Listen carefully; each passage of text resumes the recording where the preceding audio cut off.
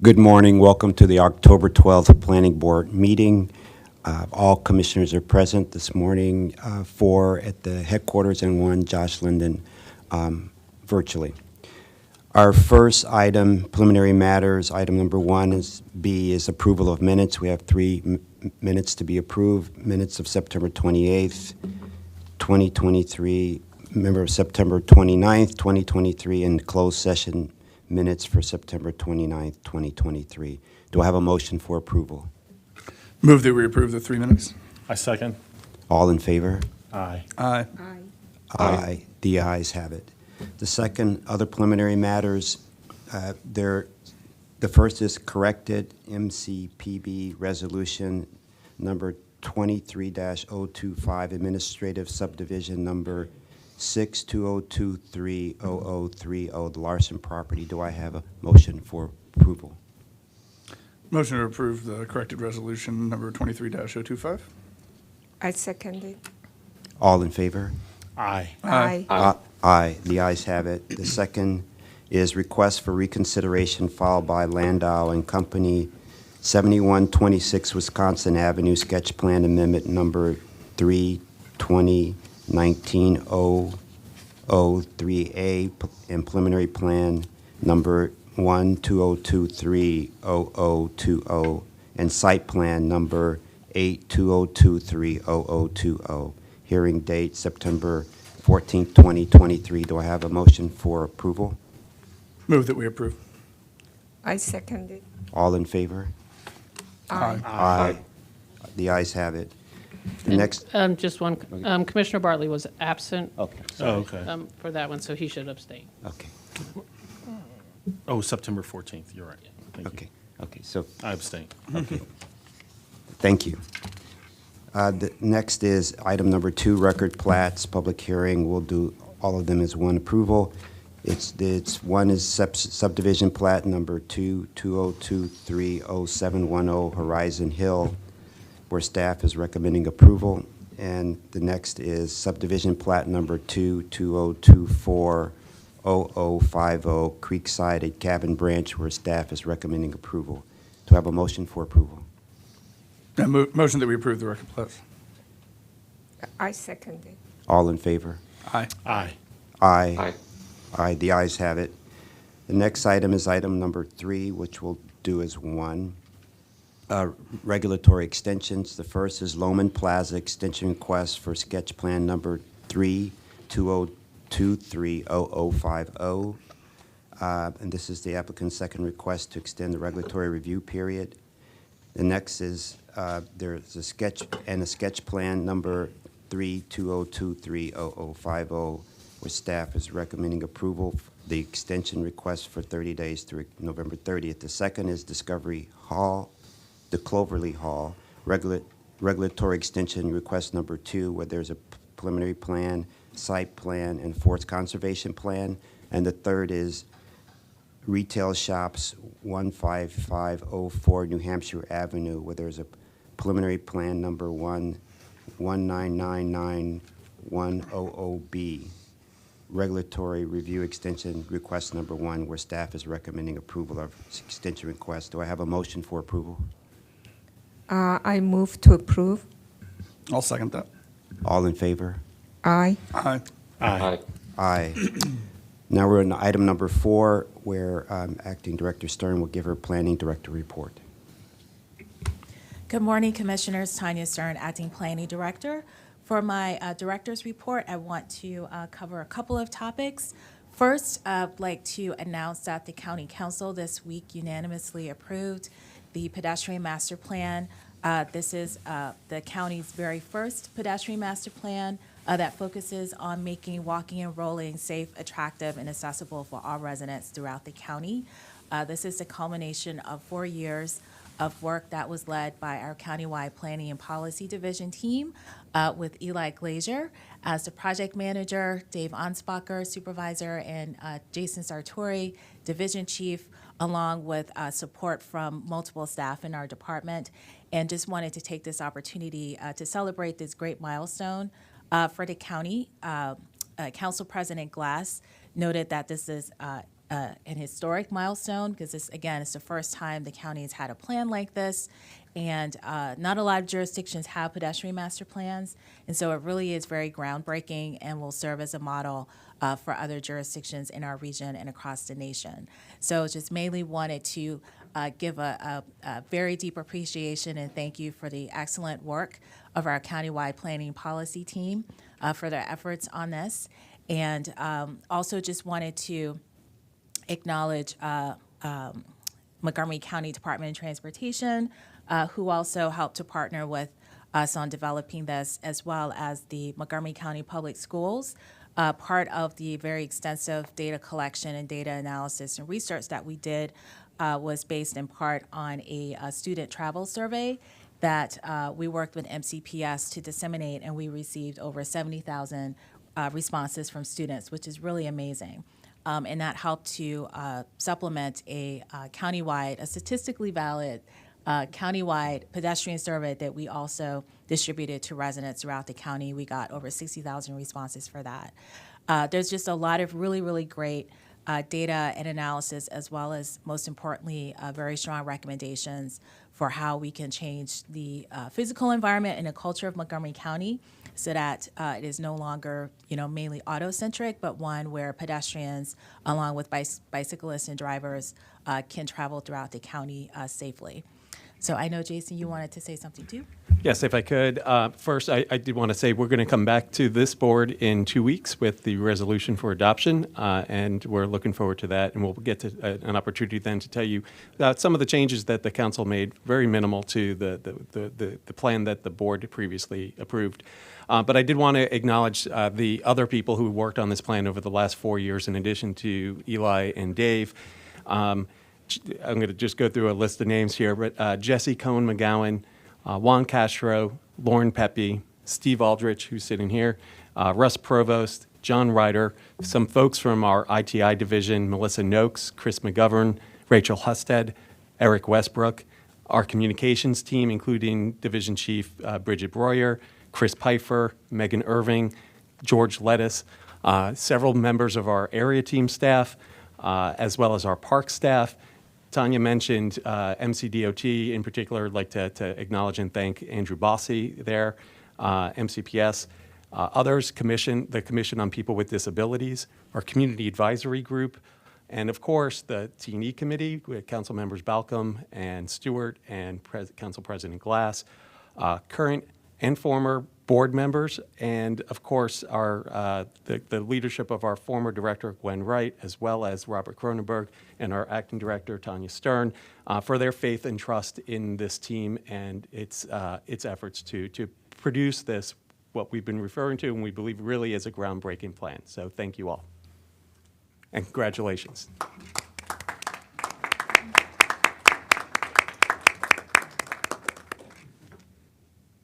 Any comments from? Oh, thank you very much. It is a groundbreaking plan, and thank you, Mr. Ansbacher and Mr. Glazer and all the rest of the team. It takes a village to make something like this work. So I'm so proud that we have a forward-thinking planning department, and we're so proud of your work. Thank you so much. Great, thank you. Yeah. So moving on to our next topic, I'd like to invite our Research and Strategic Projects Division to come forward. We'd like to give the board a briefing on our updated profile on the county's Hispanic population. You should have received a link to the document, but we'll have the team here to walk you through the really interesting and very informative data for our residents, which are part of, I think, the fastest growing racial and ethnic group in the county. So very interested to provide this briefing as part of the Hispanic Heritage Month. I think we're just getting set up.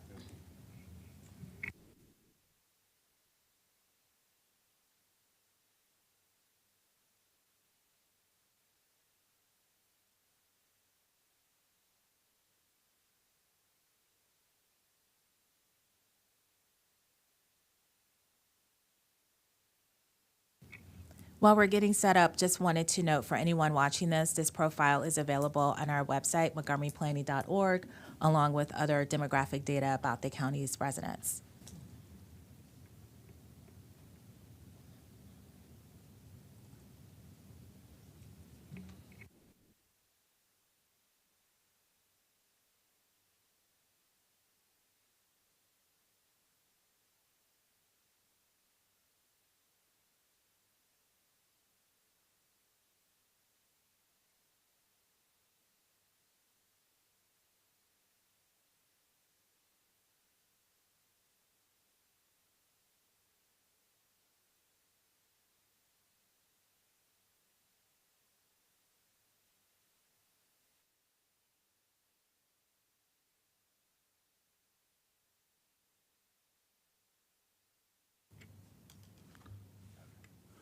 For the record, Luke Savonis, Research and Strategic Projects.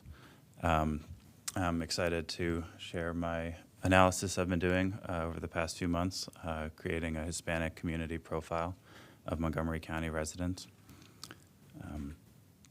A few quick notes here. This is a point-in-time study, so while I do look back over the decades somewhat, it's not a thorough kind of trends analysis. And so the time period I focus on is 2021. So first, want to highlight the population growth that this population has seen since 1980, when the Hispanics were at about 4% of the population, and as you can see, have risen to about 20%. This is a ninefold increase, and Hispanics have been the largest growing group in Montgomery County.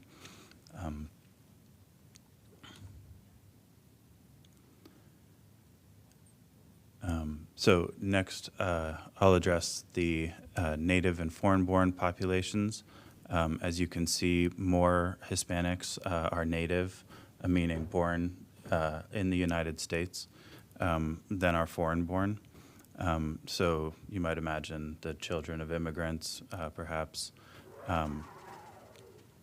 Then about 20% are naturalized U.S. citizens, so have gone through the citizenship process, and about 27% are not U.S. citizens. Next to heritage, as you can see, there's about 35% are Salvadoran, the largest by far. There are a variety of other countries included in the report as well, though we couldn't fit all of them because it's a gigantic range from Uruguayans at 0.1% up to Salvadorans at 35%.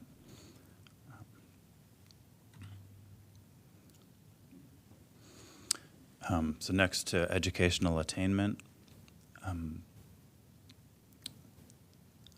there's a, as you can see, the Hispanics have both high attainment of education and have lower rates of high school diploma, or people accomplishing high school diplomas than the county overall.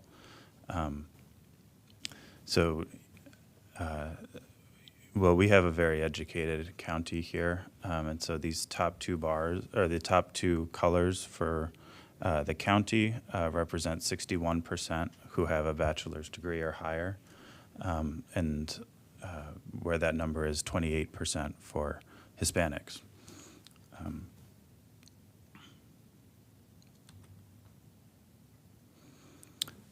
Next is renters and owners. As you can see, the blue bars here are owners and the orange are renters.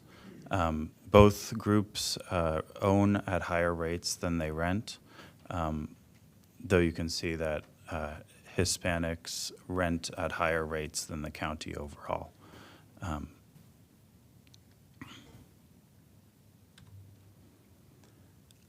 Regarding housing cost burden, the renters on the right side of this graph have much higher housing cost burden. So those who pay more than 30% of their income on housing. And while Hispanics are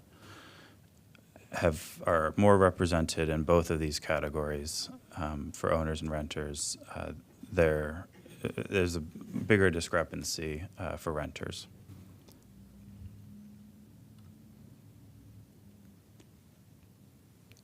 Regarding household types, we can see a tendency for Hispanics toward the family unit. So if you add the two Hispanic bars in this box here, you get to 44% of family or of households who live with children who are under 18. And in addition, Hispanic families are bigger, on average about a quarter bigger.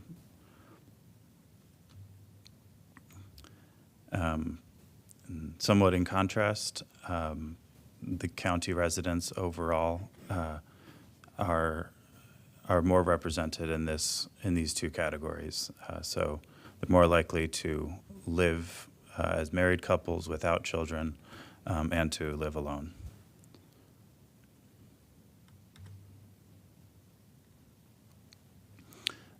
So in this graph, I wanted to show that county residents are more represented in these top two income bands, where Hispanics are more represented in the ones lower. And so naturally that filters into median household income and the poverty rate.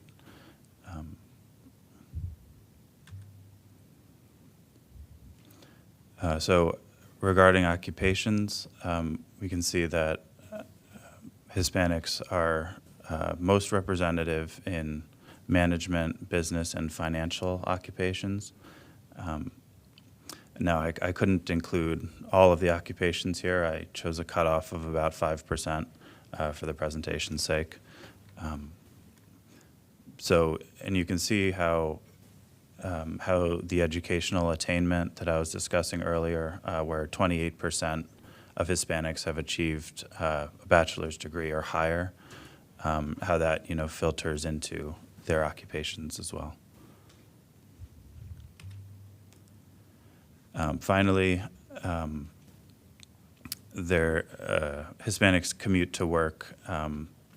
It's somewhat similar to the county, where 72% drive, either in carpooling, this orange 15%, or driving alone is 57%. And this again ties back to the occupations and education level, because with many jobs you have to be in person. There's no remote option. But likely these, it's 18% here who work from home, 18% of Hispanics, which compares to the county's 37% for the same year, same statistic. And so there you can see a reflection of the management, business, and financial occupations for those who can afford to work at home. That's all. Thank you. Yeah, thank you, Mr. Savonis. Yeah, very, very informative. And this is something that you'll do on a yearly basis, or For the record, Carrie McCarthy, Division Chief for Research and Strategic Projects. We do it periodically. We don't have Okay. a fixed schedule. Every year's probably a little too fast, Okay. just given the way the data changes, Right. but certainly, yeah, every couple of years. Okay, So. thank you so much.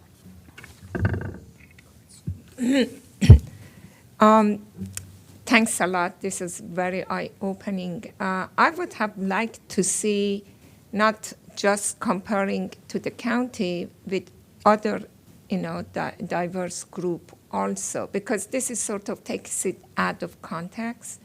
You really don't know. I do not know why you just selected just to be Hispanic and not other diversities that are here, that the majority, the bigger group that, like the Asians or Black and Hispanic, and I think these are the top three that we have, and then the whole county. I think it would be really helpful if we could see all of them to have a context of how we are doing rather than just seeing one. Looking at it, I don't know what I make out of it. What is, how to use this information. I see that they're still below the county, but is it something that just is specific to Hispanic, or is it something that is for the other ethnicities? and how we could use this information. The intention of this publication, as Mr. Savonis mentioned at the beginning, was for Hispanic Heritage Month. We just wanted to do a quick snapshot of this group. In other publications, we did a comprehensive demographic report by council district last January that happy to share. We did an interactive story map that looked at all 4 groups, and I can also send you the links. And then we're actually getting started on updating our demographic trends report that we released in 2019 with 2016 data, and that will be a more robust look at the different groups and the comparisons. So great question, just outside the scope of this like little short mini publication, but we will definitely have more information in the coming months. I think I'd like to echo or join in with what Commissioner Pedawin said with regards to, the specificity of this report.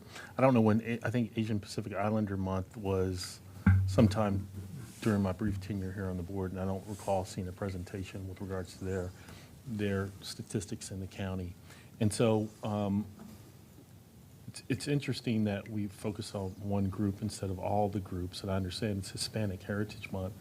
And its report is very informative, especially compiling information from the United States Census. And so I look forward to seeing information about other groups in the county as well as the Latino population. Thank you.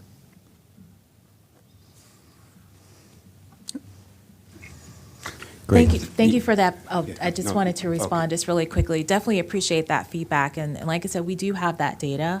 And one thing we can look at is briefing this board on the demographic profiles for the county that we gave to the full council several months ago this year, so that you can see that fuller breadth of data that we have. So we're happy to bring that. Thank you.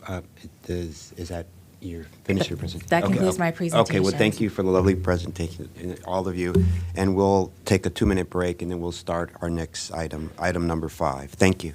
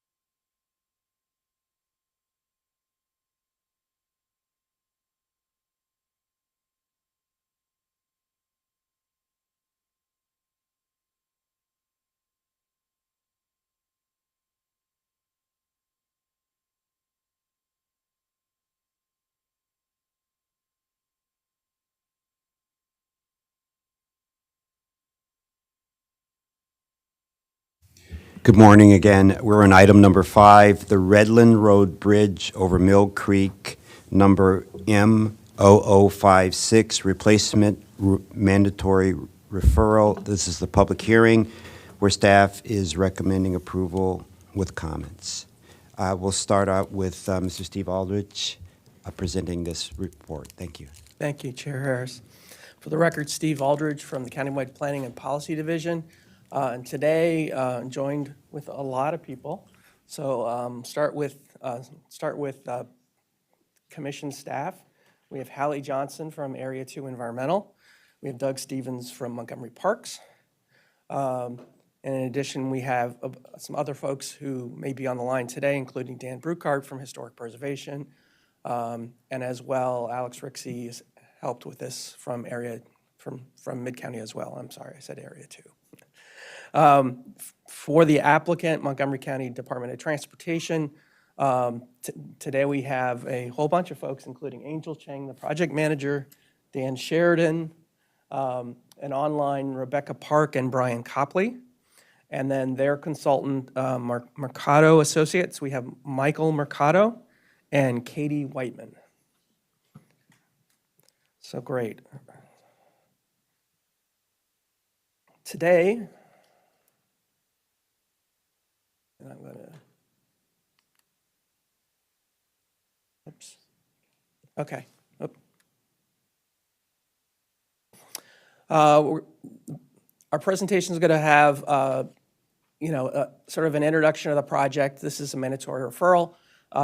We then talk about some of the technical design elements and their adequacy. We compare them to master plan recommendations and how they fit. As part of that, we also look at transportation best practices. We then look at it from a historic preservation perspective, environmental, and then we've added a couple slides from Montgomery Parks. We felt like there might be a need to really talk about Parks' role in the mandatory referral process and the park construction permit, which is something that, this is the informative stage of that process for a mandatory referral project. It's not a regulatory action at this stage, but, the park construction permit is. And so this is actually the planning board's opportunity to advise Montgomery Parks on these type of projects. Then we'll have parkland impacts, and then finally our staff review and recommendations as well. I will mention that I think we have one person scheduled to testify. And I'm not sure that any comments were received in writing.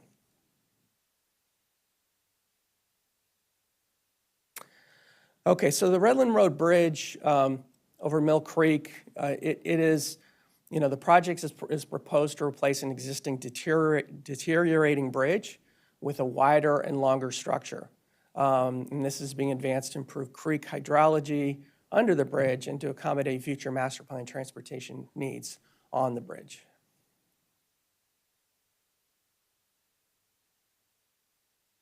The photo you can see on the right, the bridge doesn't really look in that great a shape. But actually, the Montgomery County DOT regularly inspects their bridges, and some of the real some of the exterior deterioration may not be as important as the bridge deterioration. So, they've determined that this needs to be replaced, and the advancement of this is a pretty aggressive design schedule, not just in terms of going towards completion, but the construction techniques to do this quickly once the construction starts is also pretty aggressive. So the existing bridge will be removed and replaced with a new pre-stressed concrete box beam superstructure with precast concrete abutments and wing walls. And I've provided the budget information that's in the county's capital improvements project.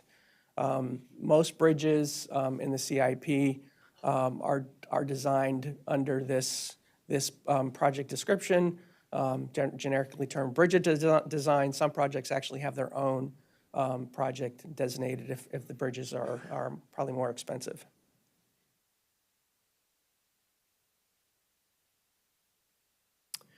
So this is a cross-sectional view of the bridge. It's a very limited design area. It's only 304 feet in length. And it's generally widening the bridge symmetrically within the existing right-of-way and compared to the existing bridge. The bridge today, I think, is about 24 to 25 feet long, and this new bridge will be 33 feet long. The widened channel under the bridge and associated park mitigation improvements, which will be discussed a little later, will help really to improve the stream flow for Mill Creek. And, I think that both Hallie and Doug probably more Doug can address that as we get there. This next slide shows the cross-sectional view of the bridge. And it's always, if you're not a bridge designer, you can sort of see the spans at the bottom, which are those little rectangular cells. But what's important from the transportation perspective is what goes on top. It's a 48-foot wide superstructure, and then it has parapets on either side, leaving 45 feet, 8 inches of clear roadway. What is being planned for this design, which we refer to as an interim plan, is to provide 2 10.5-foot wide travel lanes and 2 12 feet 4-inch wide shoulders.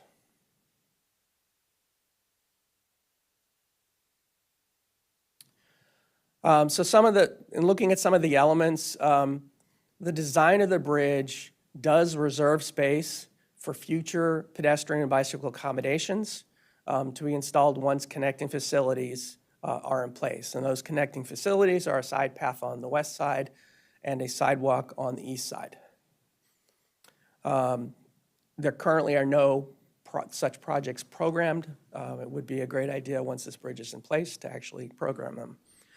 The posted speed limit on Redland Road is 35 miles an hour. And if you actually drive or walk through this section, you'll notice that traffic often is traveling faster than 35 through this section.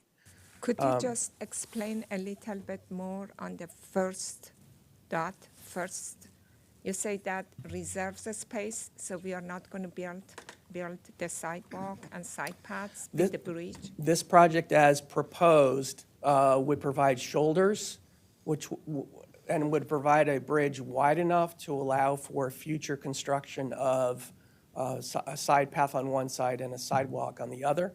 But as proposed, the project does not provide those facilities.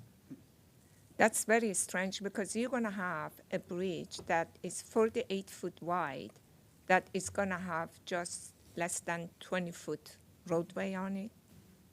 And then the rest of the thing would be shoulder. Why are we doing that? Why don't we put the sidewalk now and the side path? Because the construction is happening. Is it because of the cost, or I just don't understand it? Do you want the applicant to address that right now? No, that's fine. Okay. I just couldn't believe that's happening. I just needed to confirm. You can answer later. Yeah, it's a great question. I had some questions about interim versus final. Maybe once you go all through, we can. Certainly. Yeah, okay, good.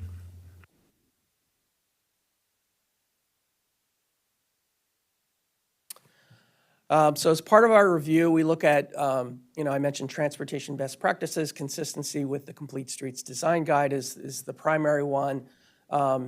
This road is a area connector, and the target speed for an area connector is 25 miles per hour.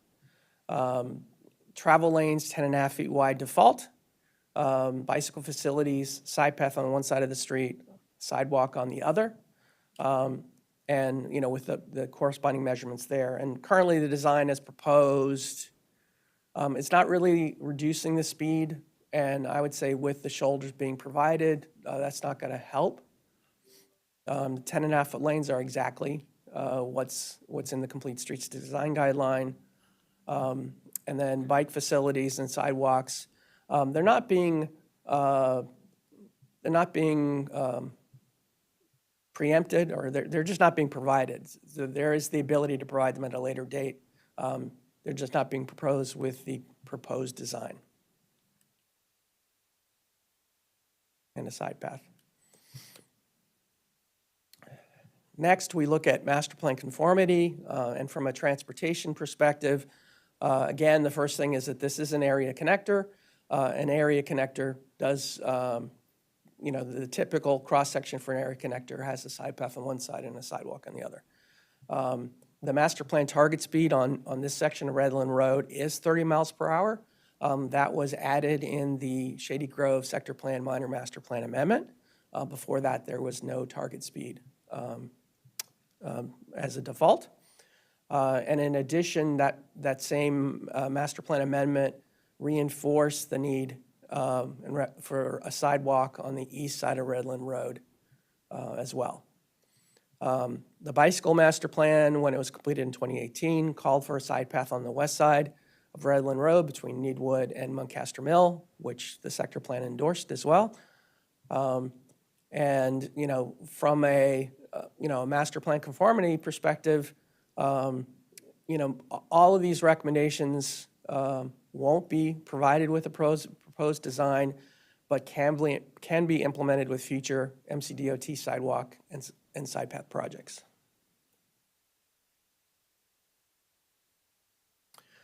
I'm going to have a couple slides just showing, the location of the proposed bridge and some of the tools that we have on the Montgomery Planning website.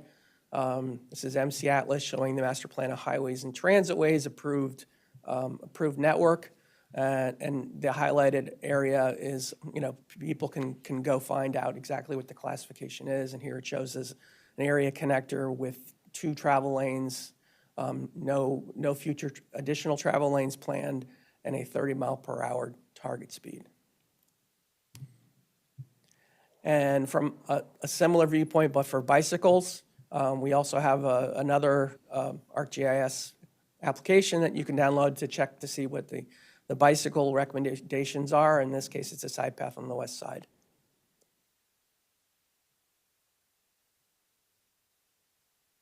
So, sort of some of our conclusions here is that the proposed design will provide only what we refer to as an interim cross-section, not the master plan vision. And that segment needs to accommodate the master plan and vision include a new side path on the west side and a new sidewalk on the east side. The distances to connect those are something less than 2,000 feet on either side, typically between the ICC or Overhill Road down to, at a minimum, Briardale. One thing I think it's important to know about Redland Road is that there are a lot of physical barriers on the east side of Redland Road. I think there's a large drainage inlet, and there's some guardrail, and there's some steep slopes. So I think the development of a continuous sidewalk network on the east side may take a long time to occur. And that probably speaks to why the side path recommendation was placed on the west side, because it seemed like a much more immediate and doable in the shorter term.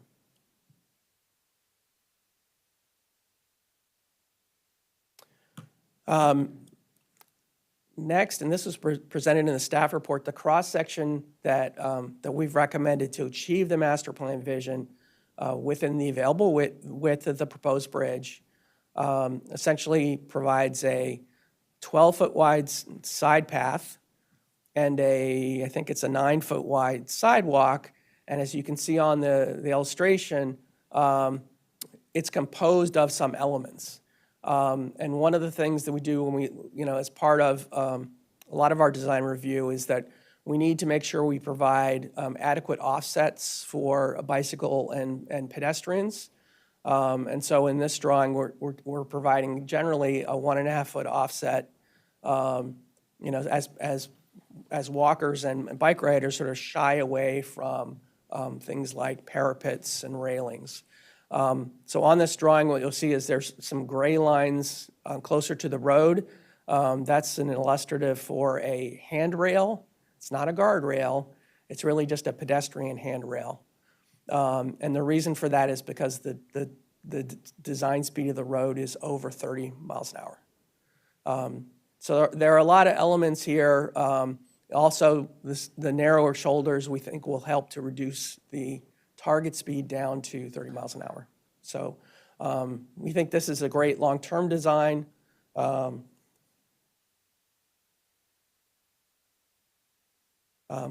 With that, we're going to move on to historic preservation, which I think I will cover. At some point, this bridge was eligible for listing as a historic structure. But subsequently, it was determined that over 20 years, the bridge has lost some of its character-defining elements, as you could probably see from the first photo we showed you, and had deteriorated to such a degree it was no longer eligible for listing. That really concludes the historic preservation review. On records within our project information is the findings from the National Historic Trust and the review from our historic preservation staff accordingly. And now I'm going to ask Hallie Johnson to take you through the environmental slides. Hallie Johnson, for the record. This area contains environmental buffers, streams, and other sensitive features. It is within the Upper Rock Creek watershed, and it is exempt from submission from a forest conservation plan. It was granted an exemption on December 16th, 2022, number 4/2023-075E, under the provisions of 22A-5E as a state or county highway project. While the project is exempt, the applicant is still required under section 22A-9 of the county code to minimize their impacts as much as possible, forest cutting, clearing, loss of specimen trees. And if it ends up exceeding 20,000 square feet, it has to reforest a suitable area at the rate of 1 acre of reforestation per each acre of forest cleared. And it has to mitigate for the loss of specimen or champion trees. Those mitigation amounts are based on the size and character of the tree. The applicant has met all of these requirements. They are proposing to remove 12,985 square feet of forest, which is below that 20,000 square foot threshold, and they're not required to provide reforestation. They have submitted a tree save plan in conjunction with the mandatory referral process to show how they've minimized their impacts and what stress reduction methods are being used to minimize impacts on the trees. They are removing one specimen tree, a tulip poplar, tree 226, at a 30-inch DBH diameter at breast height. And their tree save plan mitigation involves planting 4 2-inch caliper trees to mitigate for the loss of that specimen tree. Yeah, and on this graphic, the specimen tree is shown in red. The other smaller trees are shown in black with X's. And then the replacement trees are shown as little, look like little bushes. Yeah. Kind of shrubby outline looks, yeah. They are trees, they just look dotty. Okay. And for that, we'll pass down to Parks. Okay, so this is the part of the presentation where we felt like it was important before Doug does his discussion of parkland impacts for this project, is to give you some background over the process overall. Great, thanks, Steve. Doug Stevens, Montgomery Parks, Resource Analysis. So like I said, I have about 3 slides just to talk about our overall review process. I do believe that we are going to be providing a more in-depth review of this process, both our concept review process and park construction permit at an upcoming meeting. So, we'll just touch on it a little bit here, but you'll be learning more about it in the future.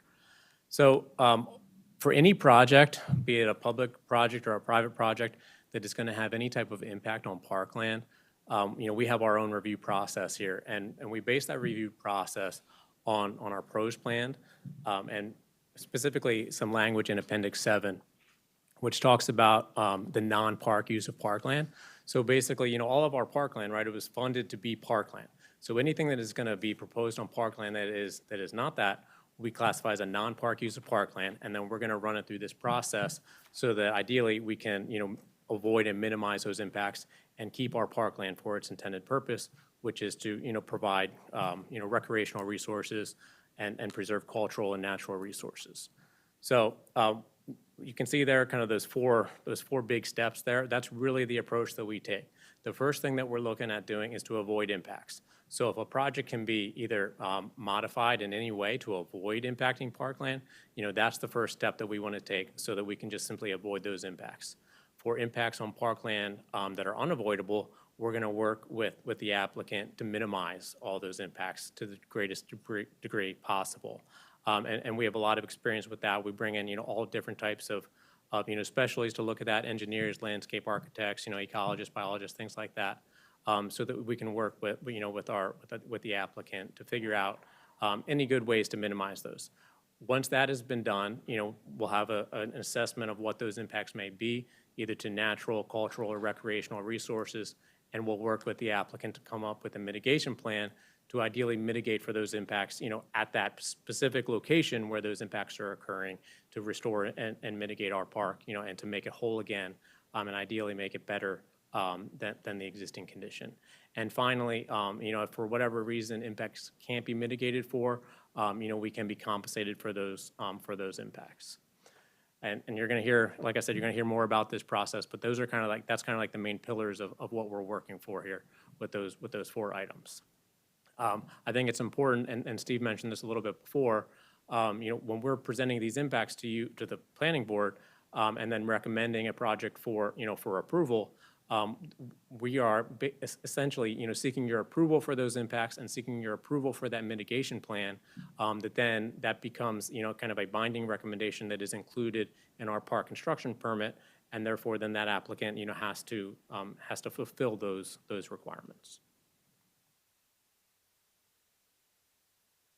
So we call this initial process the concept review process. So we want to start working with any applicant as soon as possible. Before they have anything drawn out, we want the applicants to come with us. The applicants are usually other government agencies and utilities. So we work a lot with DOT. We work a lot with SHA, Washington Gas, WSSC. But we work with other private entities too, HOA and other private projects too that may have some, usually those are a smaller type of impact on parklands, some sort of temporary impact.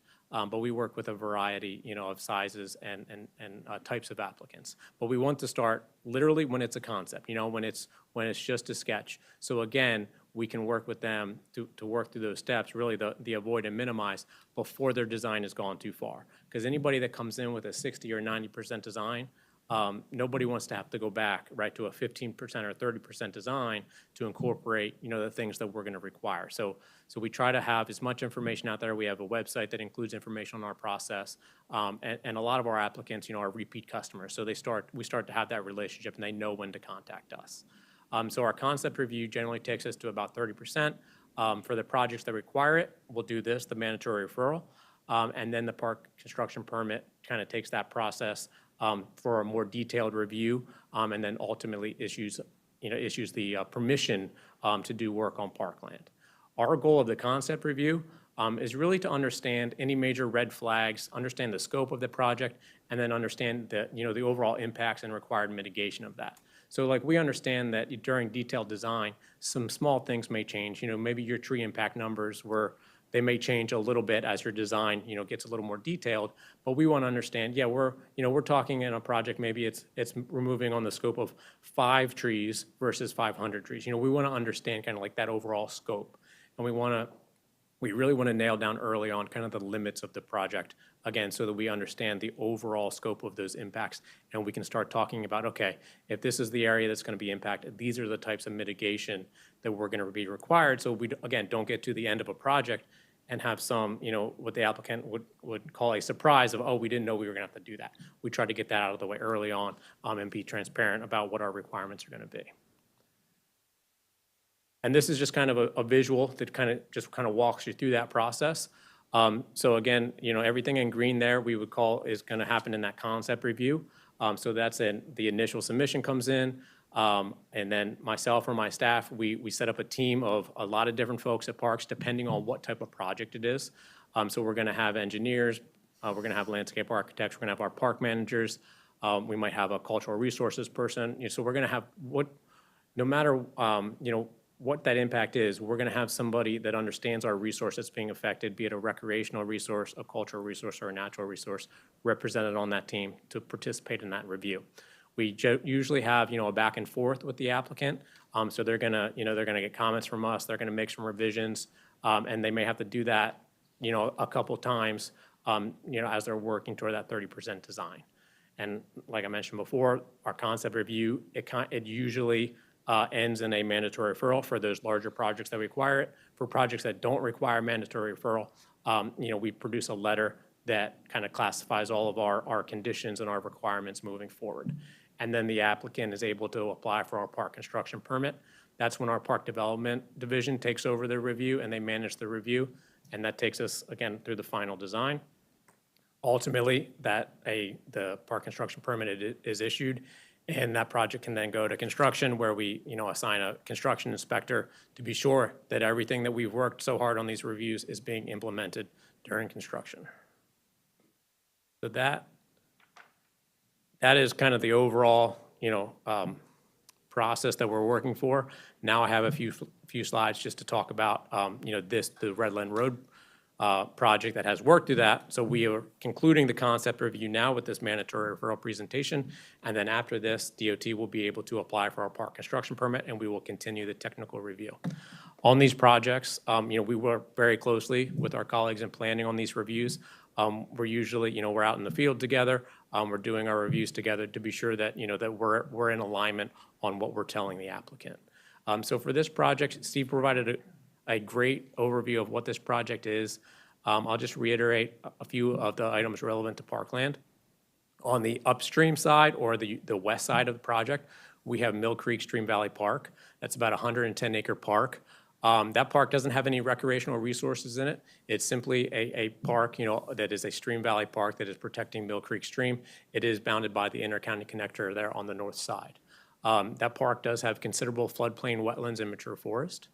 On the downstream side of Redland Road, or the east side, is Rock Creek Regional Park, which is one of our largest parks, 1,800 acres. Has both Lake Needwood, Lake Frank, and a lot of different recreational resources in Rock Creek Regional Park. This part of Rock Creek Regional Park does not have any trails or does not have any recreational resources here. It is, however, classified as a biodiversity area, the Needwood North Biodiverse Area. So we have different classifications for certain types of parkland. In a biodiverse area, as it sounds like, signifies that this area, is important for a natural resource perspective. This area has just high-quality mesic and floodplain forests that have gotten that biodiversity area designation. And we take that into account, when we're doing these reviews to try to ensure, a higher level of protection for those resources. So the impacts here, they're pretty small, and we've been able to work very cooperatively with DOT on this project. You can see in the green box there are going to be some permanent impacts to parkland, and that is in the form of additional right-of-way that DOT needs. You heard how this bridge is getting a little bit bigger, so they need a little additional right-of-way, and that it's a little over 5,000 square feet. A little bit on the upstream side, and then a little more on the downstream side, an additional right-of-way. That mentioned in the environmental review earlier was that there are some tree removals, and I want to clarify that what was talked about before was the regulatory aspect of the forest conservation.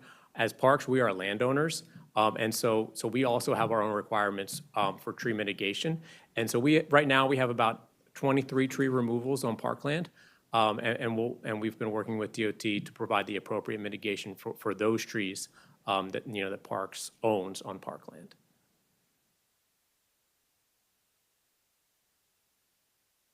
There we go. So this is just a couple pictures of Mill Creek. The picture on the left, Mill Creek Stream Valley Park, so that's looking upstream of Redland Road. And then it's a fairly high-quality stream. Up there you can see like I mentioned before, in Mill Creek Stream Valley, there's a lot of nice floodplain forests and mesic forests up there. The banks are fairly stable. And then if you look downstream, you can kind of see on the right side, so that's looking down into Rock Creek Regional Park. The banks are fairly unstable in that section, and a lot of that has to do with this bridge that has been in place for almost 100 years. Steve mentioned that the bridge is actually getting wider, not just to accommodate the transportation users, but we've also worked with DOT to make it wider to better accommodate stream flows. What happens is in a bridge that is too small with the cross section is the water kind of gets accelerated as it goes through that bridge, and it causes some instability and erosion downstream of the bridge. So we're happy that it's going to be getting wider for the stream, and we'll be able to remediate some of these some of the degradation that has occurred in this stream. And I'll get into that a little bit more in the next few slides. Mill Creek is classified as a use class 4 stream, which means it is a recreational trout water. So that means that DNR might stock trout in here for recreational purposes. This is part of the Rock Creek watershed, and this does flow into Rock Creek further downstream. Because of the use class 4 designation, there is a time of year restriction, which means there's a certain time of year when work cannot occur within the stream, and that is March 1st until May 31st for this stream. And DOT and us, we're very familiar with working around those time of year restrictions, and that is enforced at the state level.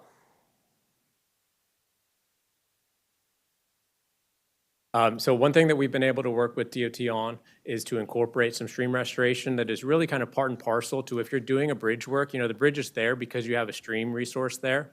And so we feel it's very appropriate when we're replacing bridges to look at that resource and be sure that we're treating that resource appropriately, and ideally making enhancements to that resources that not only improve the aquatic resources but also protect this infrastructure that's being out there from future erosion or any problems that might result from higher flows. So we have worked with DOT. We've included a little bit of stream work upstream, about 50 feet. And that's really just to provide a little bit of stabilization upstream as that water is entering the bridge. And then, like I mentioned before, downstream was a little bit more degraded. And so we've included about 300 feet of stream work to stabilize some banks, and to add some habitat back into that reach and provide some grade control. One thing that can happen with these streams as those flows are concentrated under a bridge is they incise the stream, meaning they lower the stream down. Further down, and then it's not able to reach out on the floodplain, and you lose a lot of ecological benefits of some of that interaction that the water has with the floodplain. And so we're including some grade control structures that'll help keep that stream at the appropriate level and prevent any further incision. And then, like I mentioned before, we've improved the flow capacity under the bridge, which will be a positive for the bridge and the stream. And then there's going to be some tree and shrub plantings that I'll talk about on the next slide, I believe. All right, so this is the proposed right-of-way. We'll get to the plantings in a second here.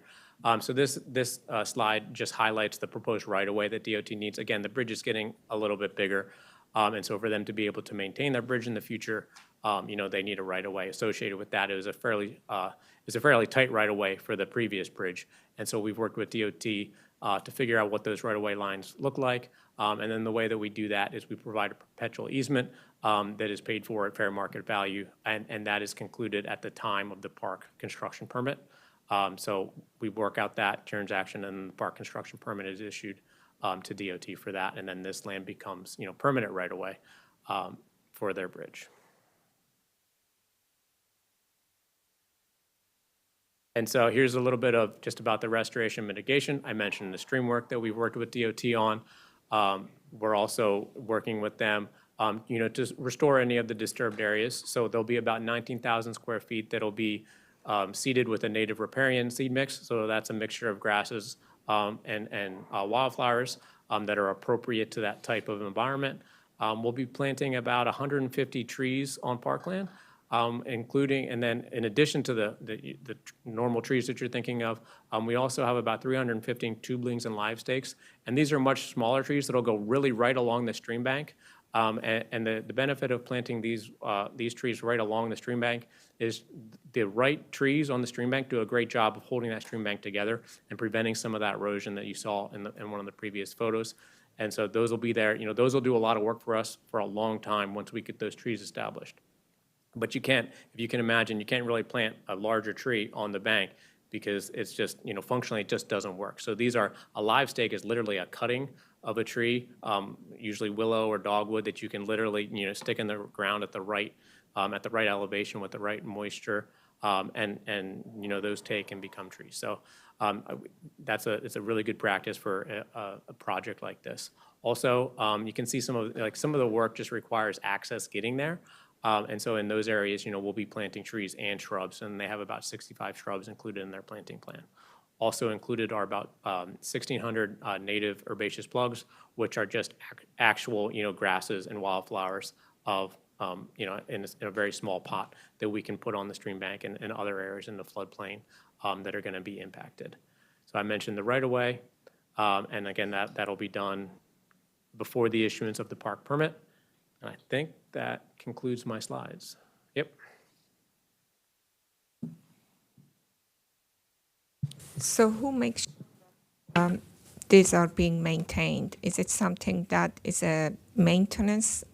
Does it have a warranty? Because a lot of these things may not survive.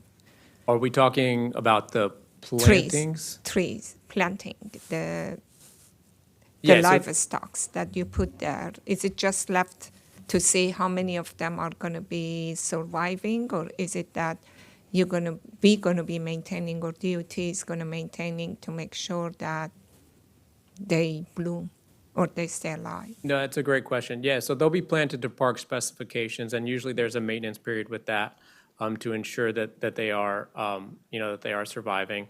There's also, like deer caging that's put around trees to ensure, that they're not impacted by deer. So yeah, there's an establishment period for the plantings on parkland. Okay, so community outreach. One thing I wanted to mention is that, as Doug was talking about, like advanced coordination, a lot of these projects, especially with bridge projects, they take a long time to really put together, and they're very expensive endeavors. So what DOT does is they sit down with park staff and planning staff, usually many years in advance. And I know that as early as 2021, it might have been even before that, we were talking about the cross-section, we were talking about park impacts, and that was at a very early stage of the design of the plan. I think conditions, because of their inspection program, the project was advanced pretty rapidly. So the only community outreach that we've seen on this project was a virtual public meeting that was held this past June, of which I attended virtually. And the staff report did include the presentation, the attachment, and the transcript of the hearing and public comments received, which were in attachment C. It's worth noting that many of the public comments and when folks did comment through the hearing, there was a desire for pedestrian and bicycle facilities as part of that. And also, I would say, since the project started, the Shady Grove Sector Plan Minor Master Plan Amendment was approved. And that plan really reinforced not just the side path recommendation, but the sidewalk recommendation on the other side of the street.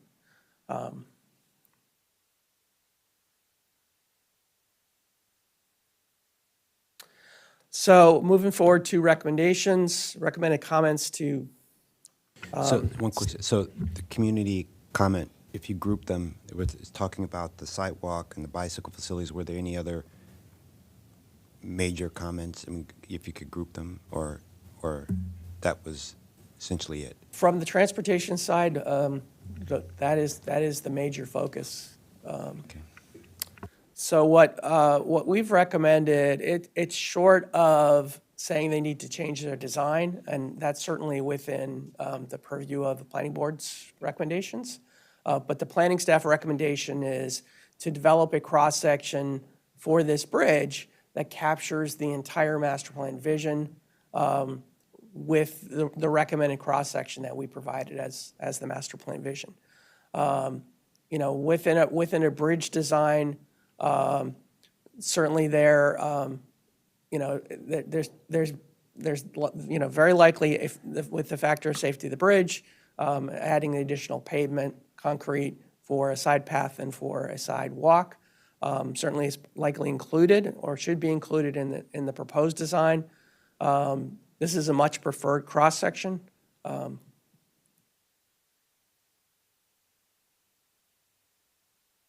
this is the same graphic we showed earlier. And I will point out that, it seems like the side path, 12 feet, seems like it's plenty of room. And the 9-foot sidewalk in total seems like plenty of room, but when you start taking into account offsets, the side path actually is 2 feet substandard. The fact that this bridge is going through parkland usually makes that acceptable. The sidewalk here, a 5-foot sidewalk, is actually a foot short of our typical standard. And there are ways that this could be reduced. As an example, if you could reduce the design speed down to 25, you would need the handrails. And that may reduce some of the need through this section as well. So what is the 1.5 foot offset? If you go back to the section, you have a 5-foot sidewalk, and then with the sidewalk, you have a 2.5 foot offset to the railing and another 1.5. It would be paved. It would be essentially be additional sidewalk. It's just, this is showing the required offset for effective use. So the effective use of that sidewalk, given the offsets, is it's only a 5-foot effective width, even though the pavement will go from essentially the curb to the parapet. Yeah, that makes it really wide sidewalk, Yes. because I don't know that if you really need, I can understand when you have a railing, if it's next to the road, people shy off not to walk next to the road. But if on the other side that you have the curb or the whatever you have on the other side, I think that 1.5 foot could be included in the sidewalk if it comes push to shove. I'm not saying that it's not a good idea to have it, but I will talk about it. This is a very wide bridge, and it's not. You may see 1 foot or 2 foot, but that adds a lot to the cost of the bridge. And if there are ways that we could make the bridge stay within the acceptable cost and have it, to me, this is one place that we can probably compromise to provide effective width for the sidewalk. Because right now you have 5 plus, that's 2 and 2, 9 foot of pavement for the sidewalk. And then you have the side path on the other side also. I think that's a little bit too generous, in my opinion. So the 1.5 foot offsets that we're showing actually is a 1/2 foot off of our typical standard. We typically require 2 feet, especially for obstructions such as parapets and especially guardrail. I think with the handrail, we're a little bit more lenient. It's definitely something that bike riders shy away from, but pedestrians do as well. Yeah, but this is a bridge. On the road, I can understand. It's not as cost prohibitive. But when you talk about the structure on a bridge, every foot is very cost prohibitive. So you just have to look at how we want to spend the scarce funding that we have available.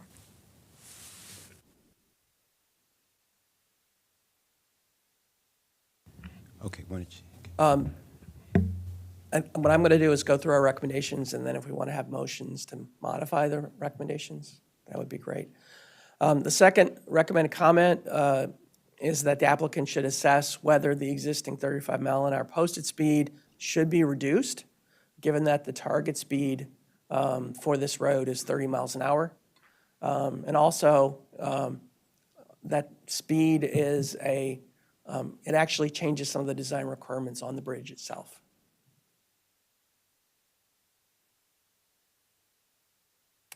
The third recommendation is that Construction plans must be submitted to Montgomery Parks for review as part of the park construction permit process to ensure that all work is performed in accordance with commission standards, details, and specifications and policies. And no work on parkland may occur until an approved park construction permit is issued. Recommendation 4 is any approved commission parkland, such as these two Stream Valley Parks, that will be transferred to the county as appropriate via perpetual easement, and the commission must be paid the fair market value of the perpetual easement. Fifth recommendation is the applicant must continue to coordinate with the commission on the design of the required in-stream structures in Mill Creek to ensure a stable stream setting to ensure that it is provided. And recommendation 6 is that the Montgomery Parks treatment recommendation will be fulfilled through on-site planting of a diverse tree, shrub, and herbaceous palette approved by Montgomery Parks. So with that, I'll turn it back to you, Mr. Chair, and planning board members for discussion. Thank you. I think we have one person online that wants to give a testimony. So it's John Fitzpatrick. Are you still there, John? I am. Can you hear me? No, you need to speak up more loudly. Hello, can you hear me? Very faintly. Hello, hello. Can you hear me now? Better. Yeah, you almost have to scream, but that's okay. We can Well, don't consider me a screaming neighbor, but I'll speak loudly for you. I hope that's okay. My name, for the record, John Fitzpatrick. I live at 17441 Founders Mill Drive, which is close to the project site, and I drive over this bridge almost every day. First, let me just say thank you for the bridge replacement. This is needed, and we welcome the bridge project. I understand that highway improvements can come with some level of inconvenience for traffic to adjacent neighborhoods, and I accept that, but I'd like to raise what I consider, and some of my neighbors here consider, public safety hazards that the road project will create during construction, and suggest 5 mitigation efforts that could be implemented fairly easily and inexpensively to help mitigate that. There are currently 2 streets that connect Redland Road and Shady Grove Road, right just north and south of the bridge. One is Briardale, just to the south, and the other is Founders Mill Drive, just to the north, which connects to Tupelo. Lots of people cut through the neighborhoods right now, including UPS and FedEx delivery trucks that aren't even coming to the neighborhood, lots of landscaping vehicles, and lots of commuters who we see zip through our neighborhoods. That's the existing situation. Safety steps have already been implemented on Briardale to mitigate for this risks. They have speed bumps, they have signage prohibiting trucks over 7,500 pounds gross weight from going through, and most importantly, they have sidewalks. However, the road just north, which will be the road right where the road closed sign is, we won't be able to go any further, is Founders Mill Drive. And we have none of those safety mitigation implemented right now. So school children, unless this project will be done within 10 weeks total summer construction period, school children, bicyclists, dog walkers, pedestrians will share the pavement with existing vehicle flow, plus any other vehicles that figure out this is the better way to avoid the traffic bottlenecks that this will create up at the major intersections, such as Shady Grove Road and Munchester Mill Road. I have 5 suggestions for how to mitigate some of this risk. On page 13 of the attached sheets is the traffic plan, the detour plan, but I don't see any signage posted for no through traffic, local traffic only, on Founders Mill Drive and Tupelo. Yeah, so signs. Mr. Fitzpatrick, your time is running out, but why don't you quickly go through the 5, say the 5, and then we can discuss them here. Okay. No through traffic signs, Tupelo and Shady Grove Road and Founders Mill and Redland. A condition in the requirements for the contractor, no construction vehicles on adjacent neighborhood side streets come in and out of the site on the main roads. Visible stop sign enforcement by Montgomery County Police on the existing stop signs for the first 10 days or 2 weeks of the construction period to help many people roll through those signs. Possible speed cameras or speed monitors. Your speed is, please slow down.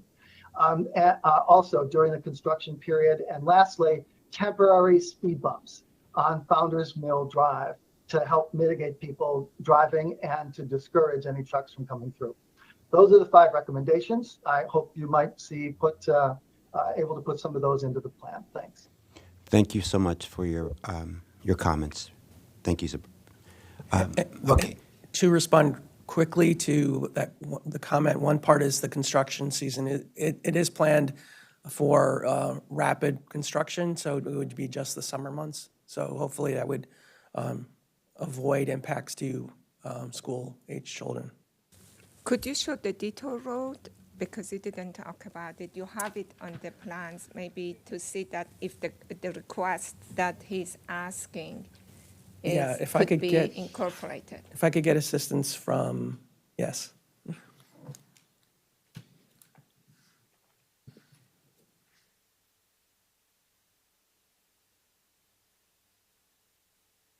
I think you can bring it on the screen.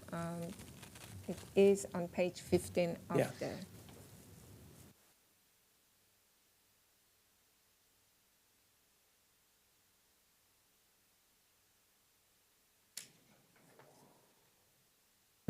From my recollection, the detour signage was to take traffic on Needwood Road to Shady Grove Road, and then back on Castor Mill.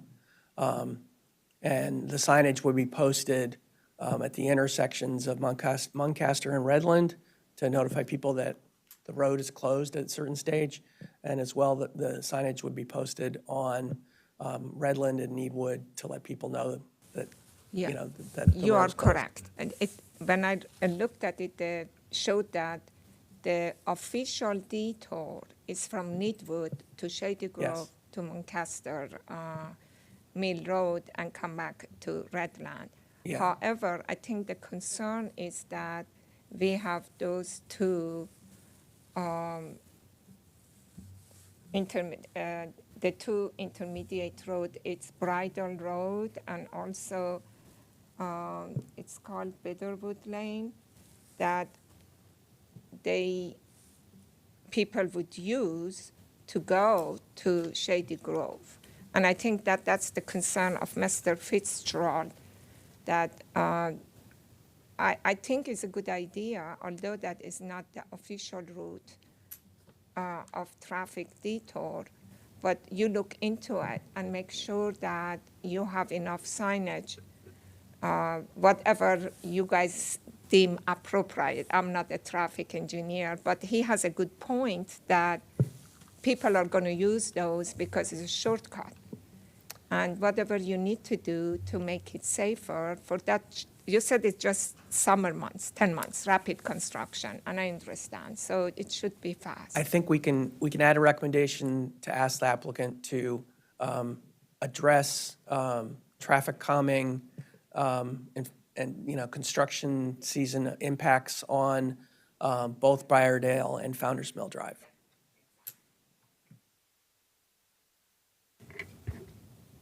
Commissioner.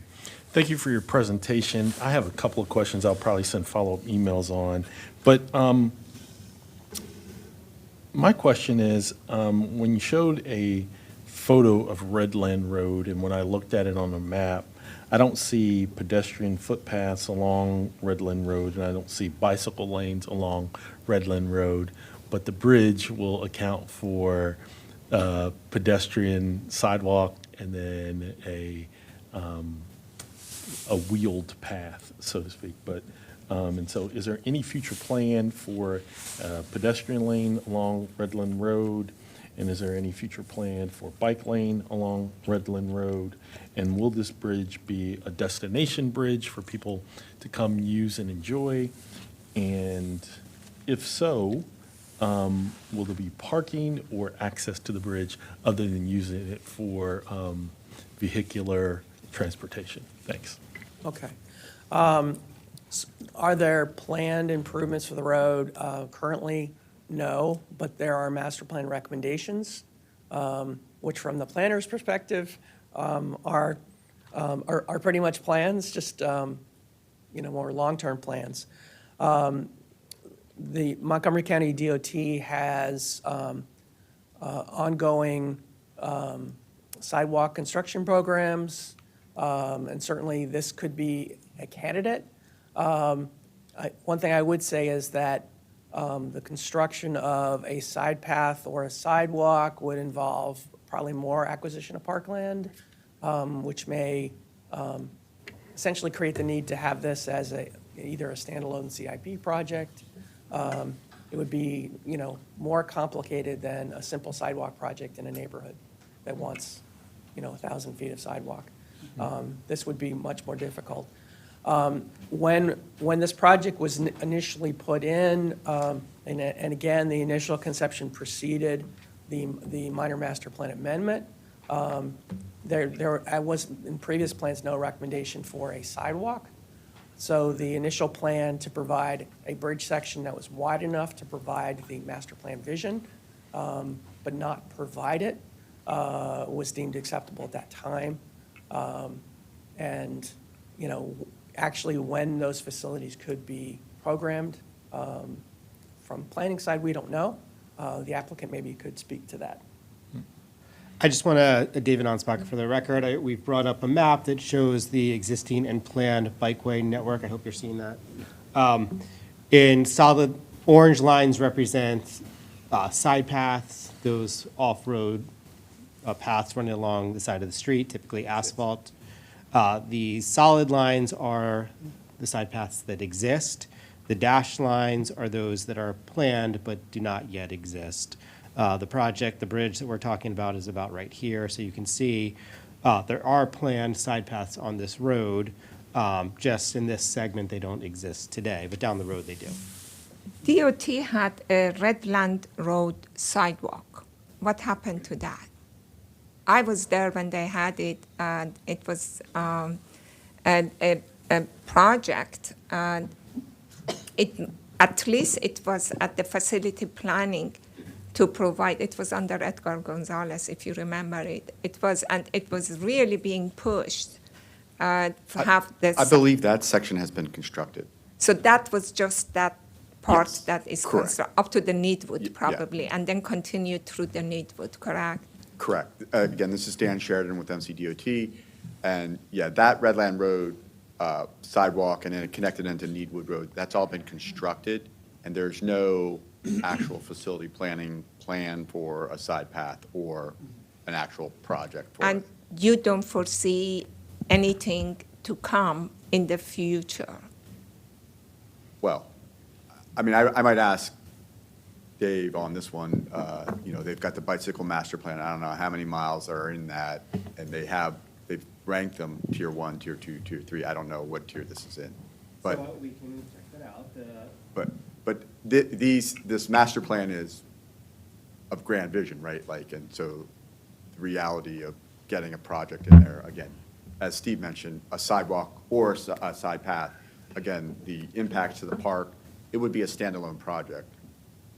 Either one, again, would not be able to be accomplished in our level of effort sidewalk program. And so, in the future, yeah, it could be a vital connection to be planned and built, but I don't have anything now. I know, it's just very strange that we are having a very wide bridge. If you remember, Glen Orley was always saying skinny, skinny, skinny bridges. And now I guess and I support the wider bridges for the purposes of what you are proposing. But we just make it wider and let it sit for years. A bridge life is anywhere from 30 to 70, okay? At least at the age of 30, you need a major rehab to do. And we are spending a lot of money to build a wide bridge, and we are not even putting the sidewalk or side path on it. That is a little bit, I know to build it for future to come, but Yeah, so, good just following, just a little bit more. I had a question. It would be nice if we saw the bridge you're proposing to put on top of the cross-section that you want. Is it fit in that cross-section? All the side paths, the sidewalk, does that fit in the actual width of what you're proposing to build, the DOT? Over the bridge section, yes. But I will say that upstream and downstream from the bridge, where there's park property, the right-of-way of Redland Road through this area is actually pretty narrow. Okay. Yeah, So it gets as narrow as about 30-some feet. And the master plan right-of-way is 70.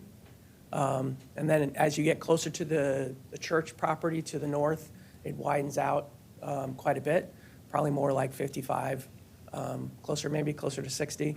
But it varies. There's not a continuous, consistent right-of-way through this section right now. So what's the total width of that bridge you're proposing? What is The total width is 48 feet, 48 feet? and the right? master plan right-of-way is 70. And right now, I saw that the picture, and Commissioner Bartley reiterated, right now, there are no bike paths and no sidewalks. Right. So that's going to kind of sit there, what we have now, until you can connect to it sometime in the future. Is there a way to just have something more, I don't know, you have to go back and redesign, but a little bit, a smaller bridge where you can still have, if in the future, if you want to put something, people So can go across it, but. On some projects, that has been the path that's been selected. And so one example, we had a mandatory referral here several years ago on the Garrett Park Road Bridge. And for that bridge, a side path was proposed on the north side of the bridge, and it was a separate structure.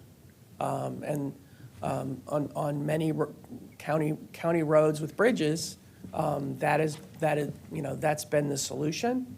That also has, its fair share of impacts because I know that particular bridge took a lot of trees down.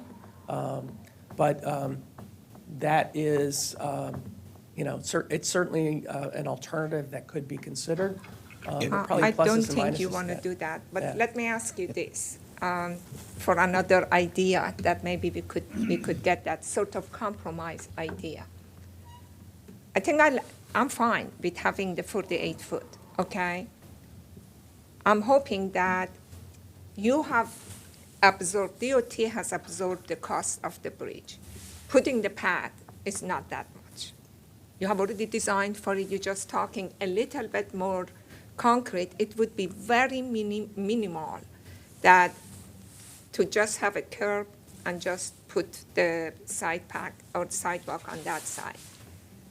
The compromise, and I see that you said that the approaches are, for the optimum width, that to create the side path and sidewalk, you need 48 foot.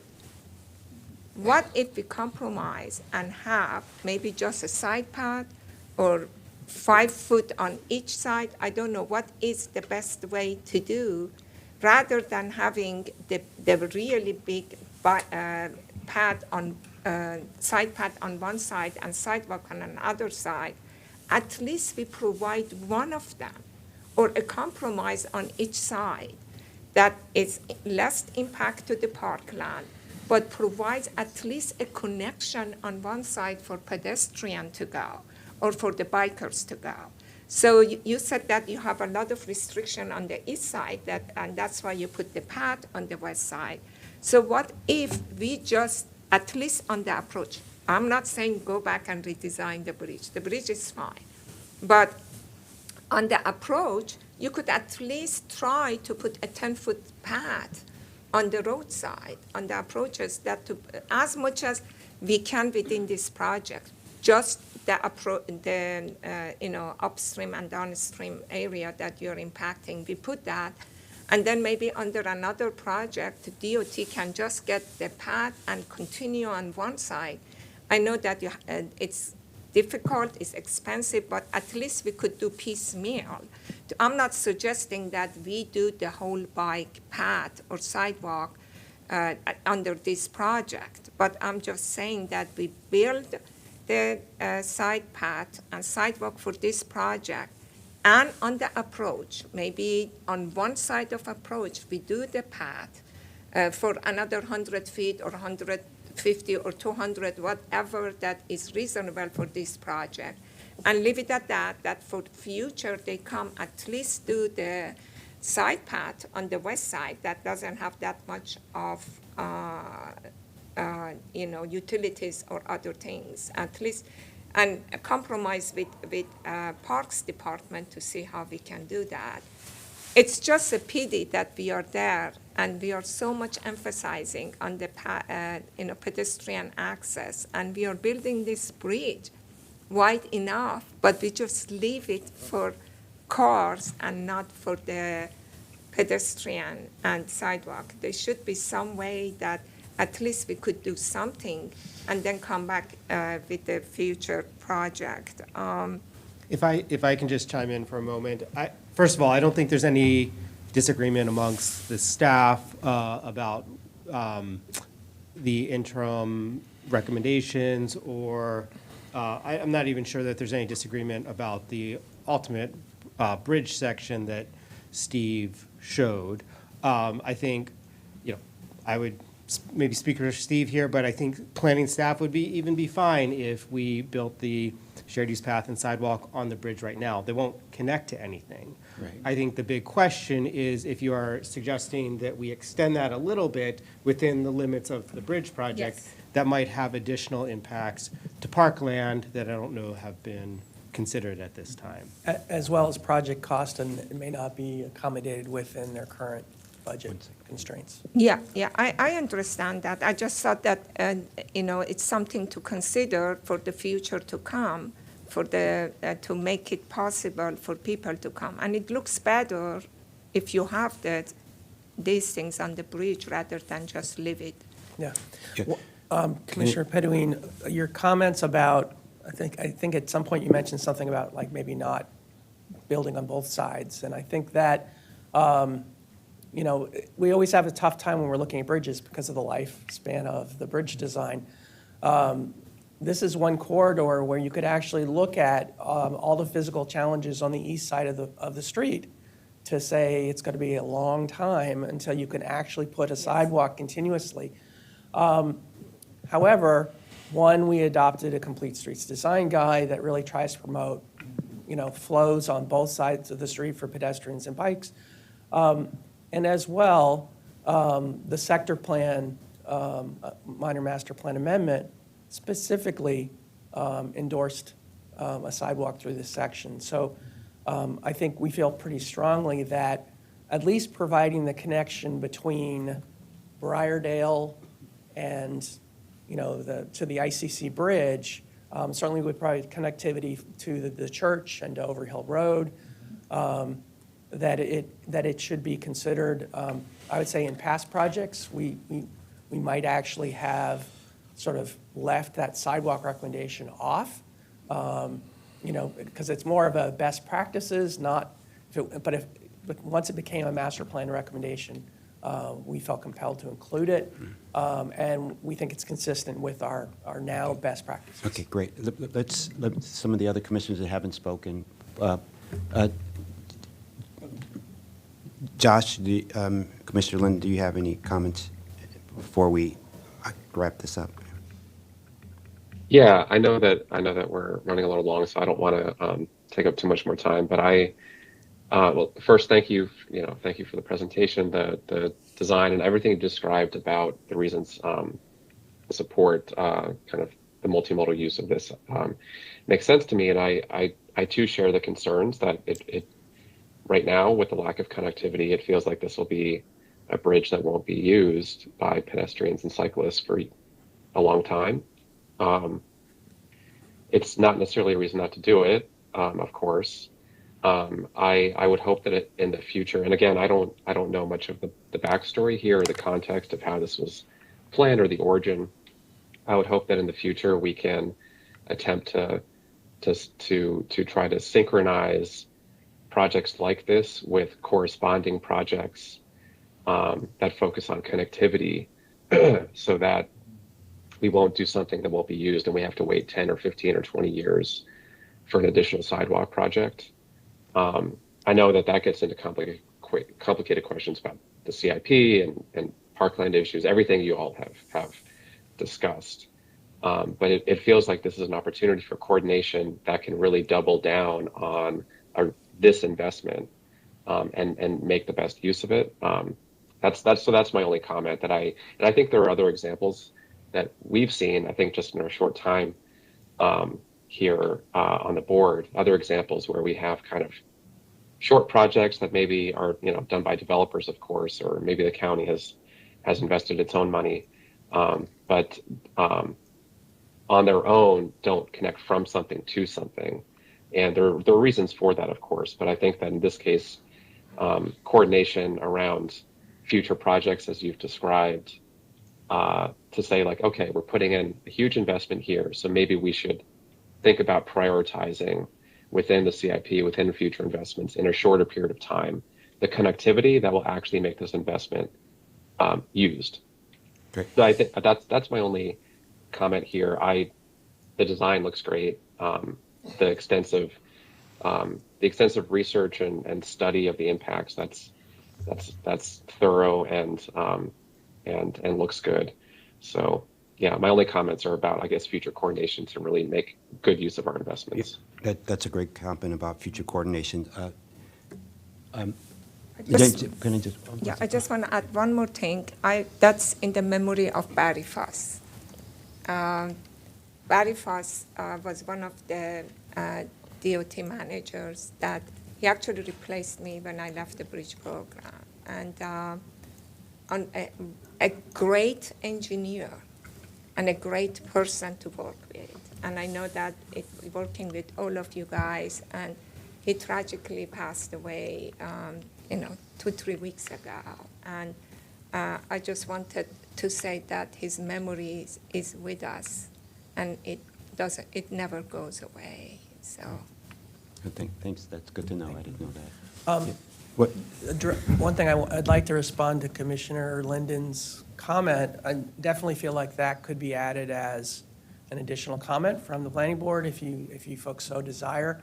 One thing that was said earlier was one of the things that DOT looks at when they plan projects is some of the master plan recommendations, and in terms of synchronizing a bridge project with associated bicycle and pedestrian projects, that isn't something that's been elevated, I think, in the bicycle master plan currently.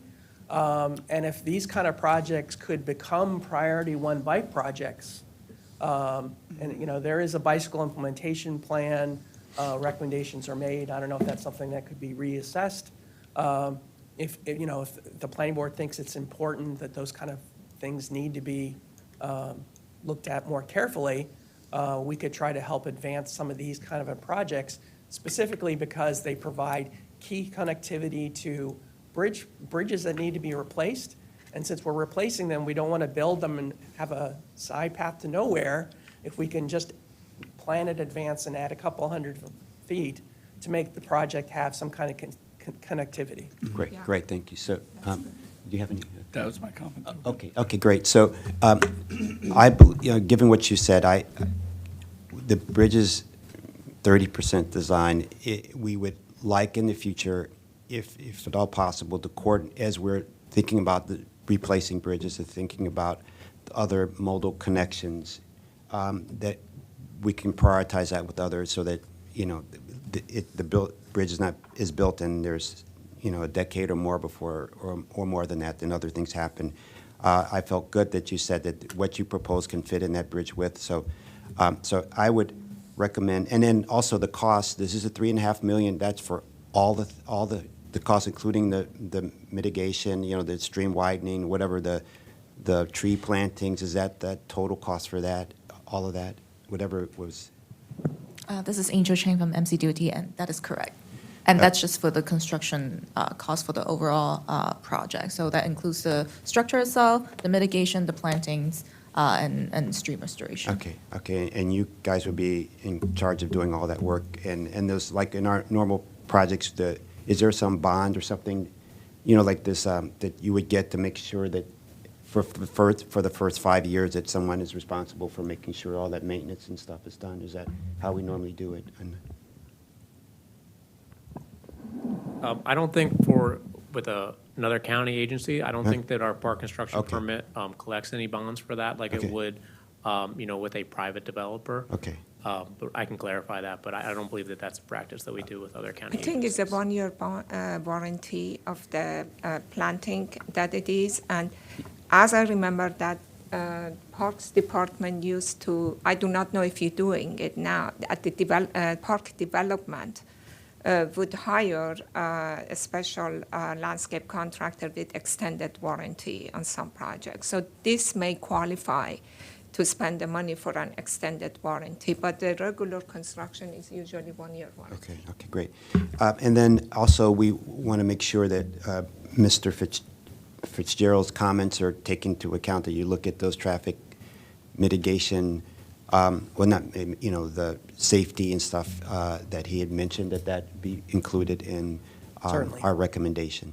So that's where I am in this, and I think if there are no other comments, I think we can vote on this, that the board recommends that we provide recommendations that move forward as presented. However, in the future, we want to make sure that as we're looking at bridge construction or any other, that it's coordinated with potential other modes to see if there can be better connections, and that we include Mr. Fitzpatrick's concerns and how we can just make sure that we follow up and make sure that there's not as much cut through, and we consider his comments about traffic mitigation. Anything else? Do I have a? Do I have a motion? Oh, yeah, so moved. I second. All in favor? Aye. Aye. Aye. The ayes have it. Thank you so much. Yeah.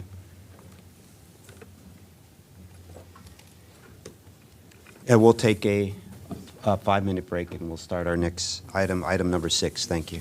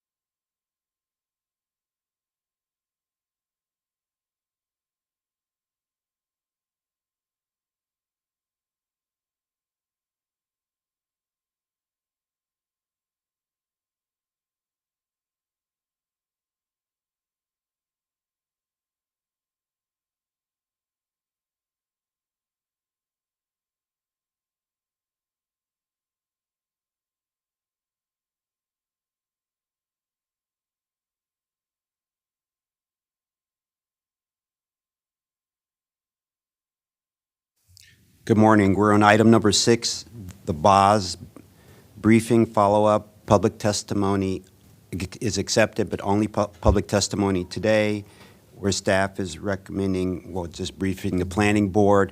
And we have, before we start, we have Stephanie Dickel to give us a couple of comments before we start. Thank you. Thank you. Good morning. Stephanie Dickel. I'm the regulatory supervisor for Down County. Just to summarize where we are today, staff gave a BOS briefing 2 weeks ago at the September 28th hearing. As you stated, we are receiving testimony today. Moving forward, we will be back in early November. We will continue to take written comments up to the planning board date. And then at the November hearing, staff will discuss the testimony and the comments that we've received, and then we will ask the planning board to take action. Thank you so much. So we have 9 participants that are here today, and we have 3 online. So I'll call out, how many seats? I'll call out 5, and then you can please come on up, and then we'll do your testimony. Irene Lane, Mayor of Chevy Chase. Barney Rush, Vice Mayor. Ryan Kim of Monument Realty, Christopher Smith of Stonebridge.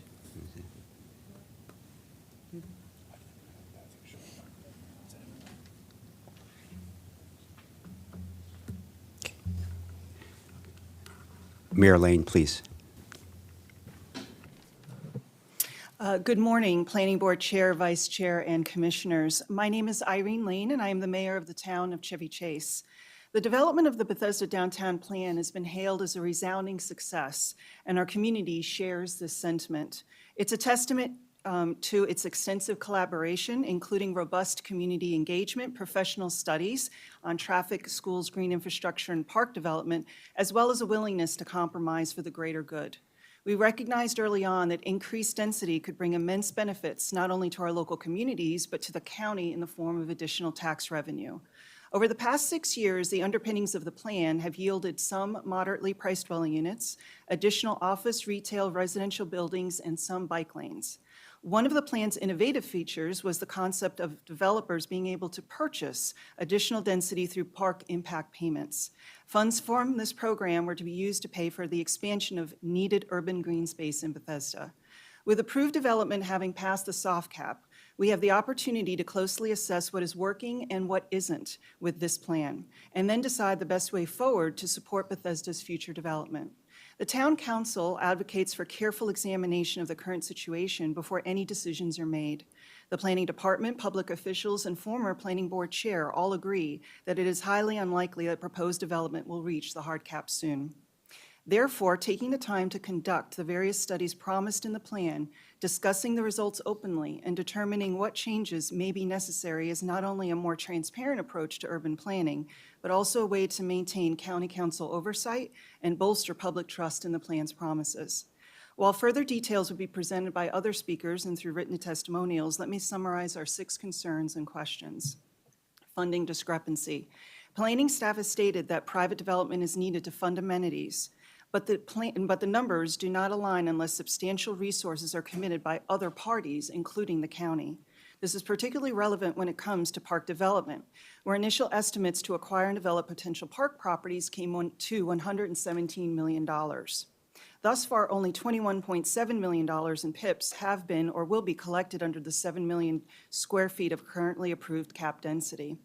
Also, while the plan called for additional stable funding resources for parks beyond monies paid to the PIP, those have not been identified. Therefore, we ask, without an examination of the PIP assessment formula or the identification of alternative funding sources, including the reconsideration of a special taxing district, how will the park funding gap be resolved? Incomplete density impact. Thus far, only 33% of the allowable 9 million square feet under the BOS has been developed, and completed projects are not at full capacity. Hence, despite the annual monitoring report results, we have a long way to go before being able to assess the full impact of realizing the current plan on traffic and schools. Isn't it premature to conclude now that we have excess infrastructure capacity? Tools to replace the hard cap. Planning staff asserts that they now have the tools to address strains in infrastructure in a timely manner and no longer need the hard cap.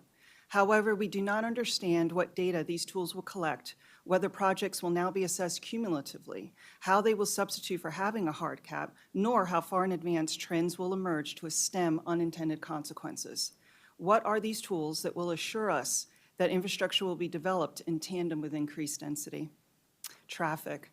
The 2022 NADMS numbers show a snapshot of current work and driving patterns. However, we're still experiencing post-COVID reactionary behavior. That said, even with high remote work numbers, there are already substantial delays at intersections such as the one at Wisconsin Avenue and Bradley Lane that need to be addressed right now. How can our community be assured that as density increases, timely traffic solutions for state and county roads will be undertaken?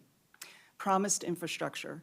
To date, we have not seen any new parks delivered or a significant increase in affordable housing stock. In addition, studies on urban loading and delivery management or the feasible location of a new county recreation center have not materialized.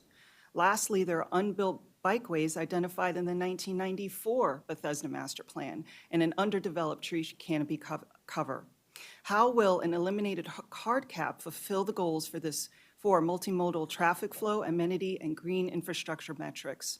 Also, why not have planning investigate why incentives such as the waiver of PIP payments if a residential project encompassed at least 25% MPDUs did not yield favorable outcomes for affordable housing stock?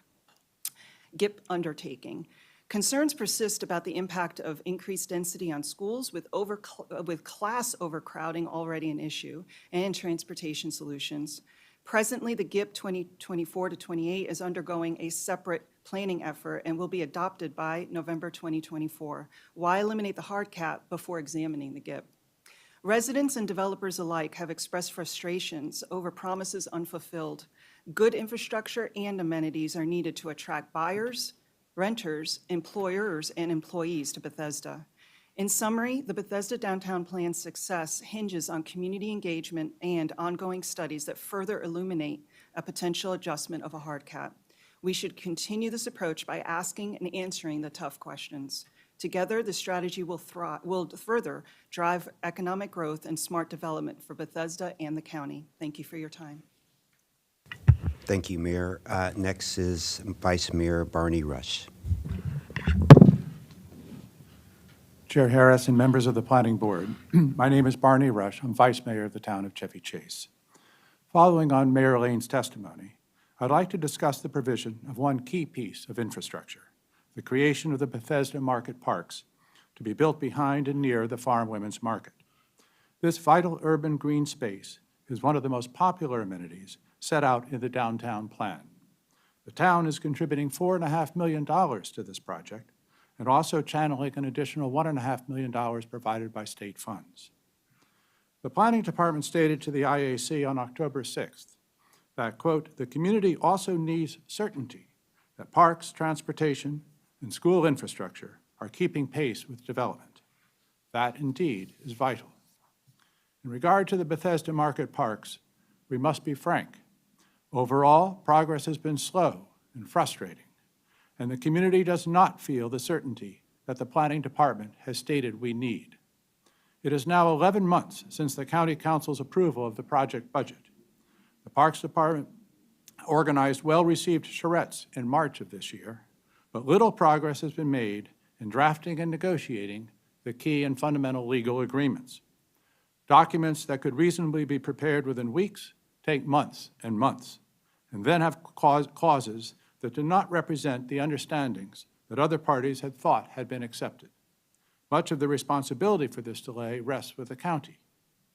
The delay so far has pushed back the expected submission of the site plan by 9 months, from last month, which we had initially been told to be the case, till May or June of next year.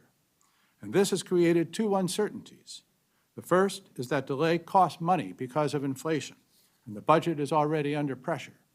The second is that the long delay calls into question the commitment from the public authorities that this project will actually be built. It is time that we get back on track. We need a regular set of working meetings that include both the principals and the lawyers so that all the appropriate parties to any particular agreement are at the table, listening to each other and forging the necessary compromises and solutions. The Parks Department and the developers undertook such meetings to reach substantial accord on an interim funding agreement last month. Due to county concerns, this path is no longer feasible, but this approach points the way forward. Concerted action on the part of all four of the partners, the developers, the county, the Parks Department, and the town, is urgently needed. The town will do its part, and we have announced that covering any cost overruns must be a shared responsibility among all four partners. In sum, as you review the progress in fulfilling the goals of the Bethesda Downtown Plan, do not check the box that adequate progress has been made on this centerpiece for the area's development. Permitting additional density beyond the hard cap without substantial progress would violate the clear and strong statement made by the Planning Department and would break a covenant with the Bethesda area residents. Thank you. Yeah, thank you, Vice Mayor. Now it's Mr. Ryan Kim. Mr. Chairman and Planning Board members, first off, thanks Can you for the turn on your mic? All right. I think it's on. Yeah. First off, thank you all for the opportunity to speak briefly today on this issue. My name is Ryan Kim. I am a vice president on the development team at Monument Realty. Monument has been one of the most active real estate developers across the DMV over its 25-year history, delivering dozens of projects from commercial to residential, mixed use, and retail. We have worked successfully with all regional jurisdictions, including Montgomery County, on multiple occasions, and look forward to continuing that tradition. Today, I'm speaking on behalf of the Lot 25 and 44 redevelopment teams, which includes our partners at Broad Branch and Mosaic Realty Partners. We support the staff recommendation to remove the hard cap of the 32.4 million square feet on the BOZ overlay zone from the zoning ordinance. Our team has been working with the county for the better part of 3 years on a general development agreement, which was finally executed this summer to redevelop those two existing surface parking lots in conformance with the specific recommendations for these sites from the downtown Bethesda sector plan. As part of this agreement with the county, our projects will be delivering new affordable housing units, including a number of deeply affordable units, and building, then dedicating to the county, 2 new public parks and 145-space new county parking garage to replace the surface lots that are going away. We are proud that our projects will be delivering on many of the overarching sector plan goals, including equity, sustainability, parks, and open space, as well as the specific sector plan recommendations to redevelop these lots and create portions of the Eastern Greenway by delivering the new parks. We are working towards sketch and preliminary site plan submissions later this year and into next. However, the existence of the hard cap, especially now that the soft cap has been reached, has created uncertainty as to whether we will ultimately be able to deliver our project and the public benefits that will come along with it. We believe the staff's recommendations to eliminate the hard cap will help remove this uncertainty and ultimately benefit all stakeholders in the county community, not only for our project, but for all future projects and the public benefits moving forward. Thanks. Thank you very much. Mr. Kim, the next is Christopher Smith of Stonebridge. Thank you. Mr. Chair, Commissioners, good morning. My name is Christopher Smith, Senior Development Manager at Stonebridge. Stonebridge is an owner-developer over 7.8 million square feet of mixed-use development throughout the greater Washington, D.C. area, with over 1.8 million square feet in downtown Bethesda. Headquartered in downtown Bethesda, Stonebridge has a long history in Montgomery County and a long-term vested interest in the success and economic competitiveness of downtown Bethesda. Stonebridge was very active in the creation and adoption of the 2017 Bethesda Downtown Sector Plan and Bethesda Overlay Zone, and developed Avocet Tower under these policies. Additionally, we are in the early stages of sketch plan review for redevelopment of an assembled site along Old Georgetown Road and St. Elmo Avenue in the Woodmont Triangle, which relies upon the availability of the BOZ density. With the soft cap being surpassed and the hard cap approaching in the next several years, it is critical that the Planning Board and County Council take decisive action to provide certainty to the market that downtown Bethesda will not go into a moratorium.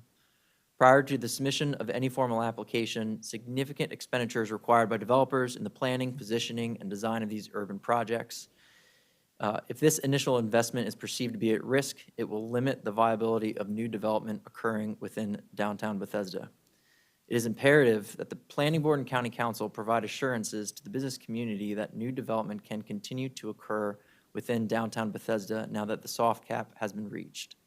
As private development is the primary means for funding the goals outlined within the sector plan through frontage improvement, PIP payments, and impact taxes, we need to continue to position downtown Bethesda as a viable and worthy investment opportunity for development so that we can continue to advance the goals outlined in the sector plan. It's also critical that development of the remaining 2 million square feet of density under the hard cap be available for allocation at site plan under the same rules and requirements that apply today. There are unique economic factors, including volatile capital markets and heightened construction costs, which are already putting undue strain on new development projects. Any moratorium or changes to the current development standards for the remaining density under the hard cap would add additional strains on private development, causing many projects currently in the planning, sketch, or preliminary plan levels to not go through. This makes it critical that a clear message be sent to the community that development can continue as it has while the cap and the current goals of the sector plan are evaluated. To that end, Stonebridge fully supports staff's recommendation to eliminate the hard cap and the use it or lose it provisions via a zoning text amendment with a follow-on master plan amendment to address the long-term needs and goals for Bethesda. Staff's recommendation that future projects be evaluated based on master plan conformance and the county's adequate public facilities requirements will provide greater certainty to the development community while also ensuring that there is public infrastructure to support growth, as is done in all other parts of the county. This will provide a means for development to continue in the short term while the minor master plan process recommended by staff plays out. Thank you for your time and consideration this morning. Stonebridge remains committed to Bethesda and welcomes the opportunity to work with both staff and this board as we all strive to improve downtown Bethesda. Thank you. Thank you, Mr. Smith, and thank you all for your presentations this morning. The next 5 are Amanda Farber of the IAC Committee, Didun Ingram, Patricia Harris, Naomi Spinrad, and then Matthew Gordon.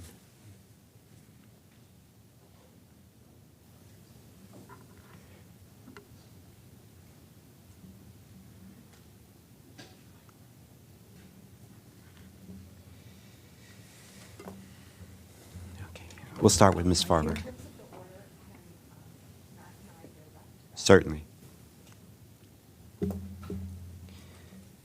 Okay, we can start with Amanda Farber. Montgomery Planning Chair Harris and members of the Planning Board, good morning. My name is Amanda Farber, and I'm one of the co-chairs, along with Matt Gordon here, and speaking on behalf of the Bethesda Implementation Advisory Committee. The IAC consists of 7 residential representatives and 7 commercial representatives, and has extensive knowledge of the history and implementation of the 2017 Bethesda Downtown Plan. I also refer you to our written testimony. Prior to the approval of that plan, there was extensive public outreach and engagement and input. The plan has now reached an important check-in point, having hit the so-called soft cap. Since plan approval, approximately 7 million square feet of development have been approved at site plan. But less than half of the total approved square feet has been built. An additional 2 million square feet of development remains available under the hard cap in the BOZ. First and foremost, the IAC recommends that planning staff and county officials initiate a transparent public outreach and engagement process well before the BOZ reaches the hard cap of 32.4 million square feet. Proper public outreach and engagement will take time. It's very important to provide certainty to developers and related financial entities that wish to redevelop and invest in Bethesda without the risk of a moratorium. It is equally important to establish the policies and funding mechanisms to implement the public amenities and facilities recommended in the plan, which are necessary to maintain Bethesda's appeal to developers, businesses, and current and future residents. The plan called for additional funding approaches for parks, transportation infrastructure, and other identified amenities. I'm going to speak towards parks and some other amenities, and then let Matt speak towards transportation. New parks are the primary overarching goal of the plan. The plan calls for 13 new parks and 13 new acres of parkland. No new parks identified in the plan have been delivered yet. The Park Impact Payment, or PIP, which allows development projects to purchase additional density from the BOS in exchange for paying into the park fund, has been an effective but limited tool. It was always known that significant additional public funds would be needed to supplement the private development contributions. And this is in fact included in the plan language, and I refer you to our written testimony for that reference. Montgomery County Park and Planning, along with the IAC, should review park priorities, and Park and Planning and the county should identify additional local, state, and federal funding sources that can deliver on the plan recommendations. Additional funding obligations for parks should not be imposed on new development. However, any increase in the cap should continue to be considered BOS density and require park impact payments. The plan also states, quote, to support the additional growth in the Bethesda-Chevy Chase regional area, downtown Bethesda will need to accommodate recreational services and facilities for all ages and abilities. The sector plan calls for the study and implementation of a new county recreation center in downtown Bethesda, end quote. The county must initiate and complete this study. And I'm going to turn the rest of this over to Matt Gordon. Thank you, Amanda. Matt Gordon from the law firm of Selzer Gervich, but I'm speaking today on behalf of the Implementation Advisory Committee as a co-chair. I've been fortunate to serve on the committee since it was created in 2017. With respect to transportation infrastructure, DOT recently released their non-auto driver mode share results for 2023, which were promising. However, the IAC believes that additional supplemental information needs to be provided, including fully complete resident mode share results and the indication of the number of surveys that were completed so that this information can be fully evaluated over the next few years. In addition to that, the latest NADMS numbers show a significant rise in remote work as expected, but also a decline in use of transit, walking, and carpools, with a very slight increase in bicycle use. And there's been a significant number of bicycle lanes implemented in Bethesda since the sector plan was adopted, so it's a good sign that we're seeing a rise there. However, we believe that the numbers are impacted by the fact that the federal government and many of our larger employers in Bethesda do not have a required full-time return to office, so that there does need to be some coordination and analysis with planning staff and DOT. Since the cost of the Bethesda Unified Mobility Program, sometimes called the BUMP, which was called for in the sector plan and also discussed in the most recent growth and infrastructure policy, are prohibitive and were determined by various stakeholders that they would discourage additional development in Bethesda. The county needs to find ways to work with other funding sources, including impact tax revenue and the capital improvement program, to help supplement the many frontage improvements being delivered by new development, as well as the off-site improvements that are required under the growth and infrastructure policy. So we think it's critical that the revenues that are coming in from Bethesda through transportation impact taxes, which are considerable when you look at Marriott's project or Stonebridge's Avocet Tower, those funds should stay in Bethesda. They shouldn't go to other parts of the county to fill in for the needs in Bethesda. There needs to be a study of intersection improvements and right-of-way improvements, and the urban loading and delivery study that planning staff is undertaking should be completed, and its recommendations should be implemented, because these are quality of life and safety issues for our residents and employees. In conclusion, the IAC recognizes the success of the plan in facilitating development over the past 6 years and would like to see similar success in addressing other important plan requirements and public amenities, parks, transportation, and the recreational facility. While the IAC can support a recommendation to consider increasing the hard density cap, Members believe we must also see additional real progress toward achieving the goals regarding parks, transportation, infrastructure, and a recreation center, and other important policies in the plan. Thank you for your testimony. Thank you for your consideration of my testimony today. Thank you, Mr. Gordon. Next, we'll have Dedan Ingram.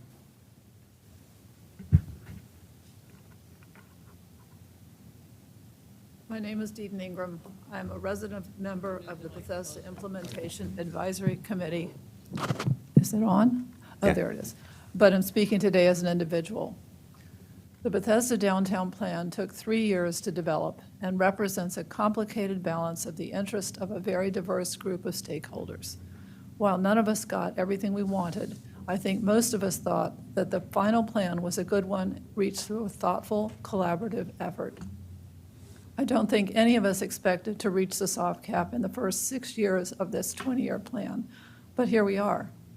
We have to figure out what our path forward is so that we don't unnecessarily put Bethesda into a building moratorium, but we don't allow so much additional density that Bethesda's roads, schools, and parks are overwhelmed and people no longer want to come to Bethesda to live, work, and play.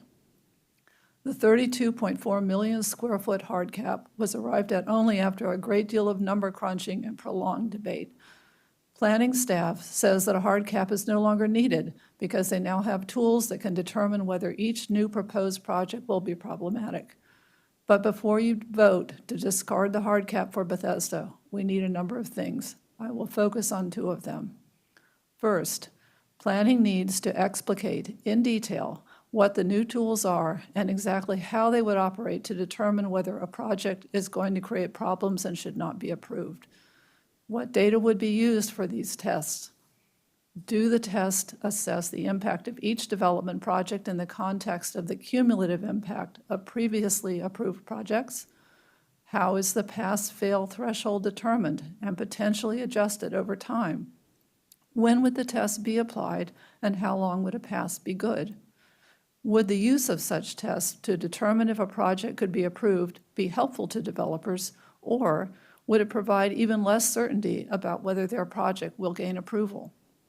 Second, a creative, thorough analysis of the impacts of all of the improved development in Bethesda and the potential impacts of the unbuilt square footage in Bethesda must be undertaken. It's essential that this be looked at before any decision about the cap is taken. With only a third of the possible 9 million square feet of new development actually built, with more than half of that square footage in office buildings not fully occupied, and with COVID impacts not fully resolved, the full impact of building out all 9 million square feet is not evident. To get some sense of that full impact and see if other adjustments are needed to the plan, an analysis must be undertaken to estimate the cumulative impacts of constructing all 9 million square feet. Planning staff has said that we do not need to rush a decision about the Bethesda cap, given that there are 2 million square feet still available in the BOS, which is enough for another 10 buildings. Given it may take 2 years for the hard cap is reached, the planning board should not feel compelled to recommend any changes to the cap on a rushed and immediate basis. So there is time to carefully study how much density Bethesda can absorb. There is time to undertake outreach to stakeholders, do the necessary analyses, and hold the needed public meetings and work sessions. Let's take the time to do this right. Thank you, Ms. Ingram. Next, Ms. Harris. Good morning, Pat Harris with Lurch, Early and Brewer, and I'm going to present a little bit of a counter position to what you just heard. We believe that this is actually a real issue, and it's a real issue now. As land use attorneys, we're often asked up front when someone's evaluating a piece of property during due diligence, what's going to happen with the cap? Am I going to expend 2 years plus going through a very costly entitlement process only to find out that there's no density at the end of the road? And even a year ago, before we reached the soft cap, obviously, we were not able to give those assurances.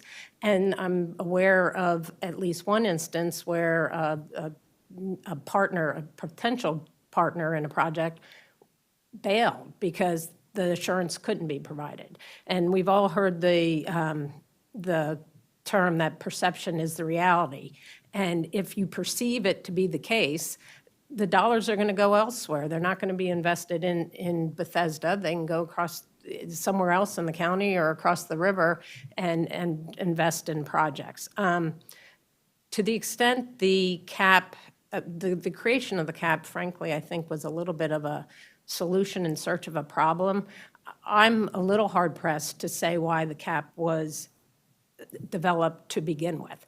To the extent it had to do with capacity issues, we now have a very different landscape. We have, as a result of the growth infrastructure policy, we no longer have a school moratoriums. We address that differently through additional potential impact fees when there's capacity issues. And from the transportation standpoint, in the red downtown areas such as Bethesda, there's no longer the same evaluation that existed back in 2017 when this was adopted to begin with. And when the projects actually go forward, that's when you get the transportation improvements that the county is looking for, meaning not road expanding capacity improvements, but bike paths, pedestrian paths, more ADA accessible pedestrian improvements and such. So the question has been asked, is the 2 million, are we at risk right now of losing that 2 million? Or is the 2 million going to be absorbed quickly? And no one has a crystal ball, but I can say, you know, if in fact, knock on wood, if interest rates were to go down, the development potential could change, the development landscape, and people will be wanting to go forward.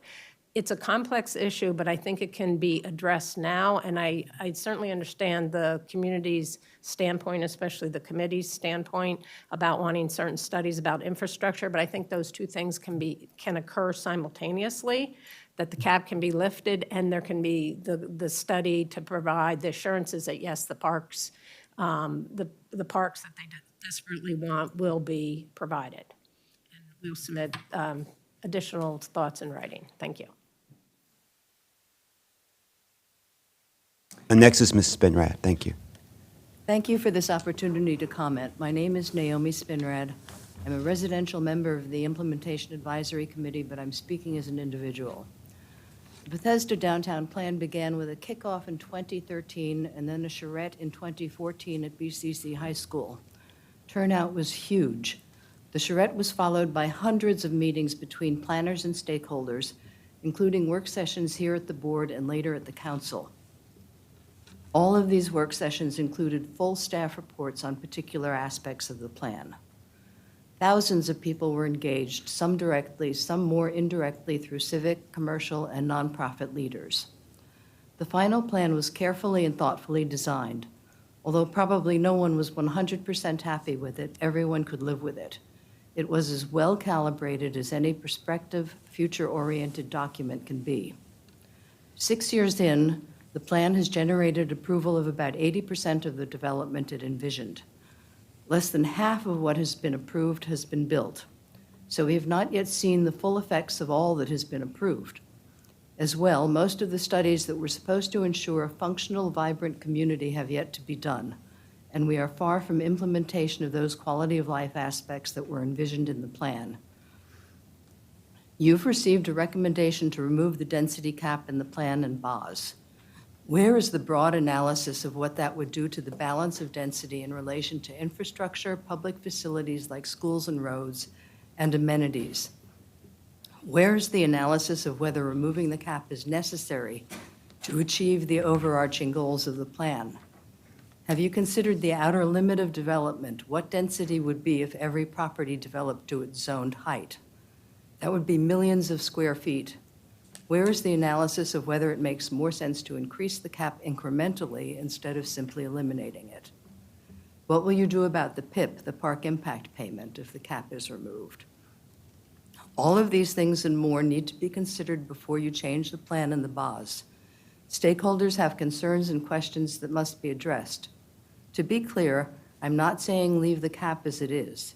I am saying if you want to change the cap, please take the time and care to ensure that Bethesda will continue to be a livable, lively community. Thank you. Thank you so much for all of your comments. We have, next is, well, I think we have all the, anyone else here that was signed up to speak that did not speak? So we'll take the online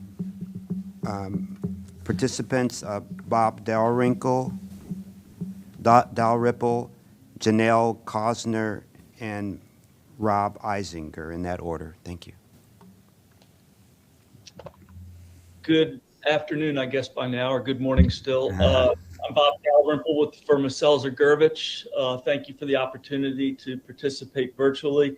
Matt Gordon and I have also submitted written testimony, and a lot of what I have to say or have already stated in my letter has been covered.